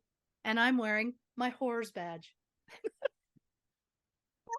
You know what I mean. I do. Well, listen, yes, I'm glad that you're done with it. I'm glad we can move on, because, but guess what? There's always more. There's always somebody else. As long as there's scumbags to chase, we'll be on the case. Where is that on our fucking? Oh God, I want that. I'm writing it down. You're gonna love this. I want that on a business card. Yeah. True crime and cocktails. As long as there's scumbags to chase, we'll be on the case. Oh, that was brilliant. That's going to be the tagline for the private investigating firm that we're going to start when we're in our 60s. We're going to be so good and so adorable, but the car is going to be filthy because we're going to have so many snacks on stakeouts. We're going to purposely be like, we should probably do a stakeout, even though it's not necessary at all. Yep. And our stakeouts also involve eating steaks, so it gets real messy fast. It's a steak stakeout. A steak stakeout. Come on. Oh, I love that. We're gonna have to also go to Outback. An Outback steakhouse for the steak stakeout from Outback Steakhouse. Steak stakeout from Outback Steakhouse. Oh yeah, this is writing itself. But listen, we gotta bring it home, dear listeners. Thank you so much for joining us on this episode of True Crime and Cocktails. If you haven't already, give us a follow on the socials at Facebook, Instagram, and YouTube at True Crime and Cocktails, on Twitter at Not Detectives, on Patreon, patreon.com/True Crime and Cocktails for our bonus episode subscription series over there. And of course, the only place for official True Crime and Cocktails merch is truecrewmerch.com. So check that out as well if you're interested. Now, Christy, do you want to tell the people about next week's episode? Well, I was going to ask if you want to, because you haven't in ages, and I thought you might like to. Of course. It's also all my doing. The next episode on the next True Crime and Cocktails, we're giving you a Patreon bonus. We haven't done this in some time. The last one was last November. The reason being is that this next week of my life is absolutely criminally insane. We do not have time to record, but rather than go dark, we wanted to give you something. And again, it's been 7 months since we've given you a taste of Patreon. So we're going to have 2 Patreon episodes that are chock full of true crime. One, of course, about the I Love You, You Hate Me documentary. And the other one is something we call True Crime Movie Time. So a lot of fun to be had there. However, on June 13th, the week after, House of Maxwell. That's, of course, about Ghislaine Maxwell, correct? Yeah, and the fact that her family's also terrible. Yeah, I also like deliberately hard pronouncing her name, Ghislaine, because I know that that's not accurate, right? Well, the FCC won't allow that. Well, the FCC, they come for me.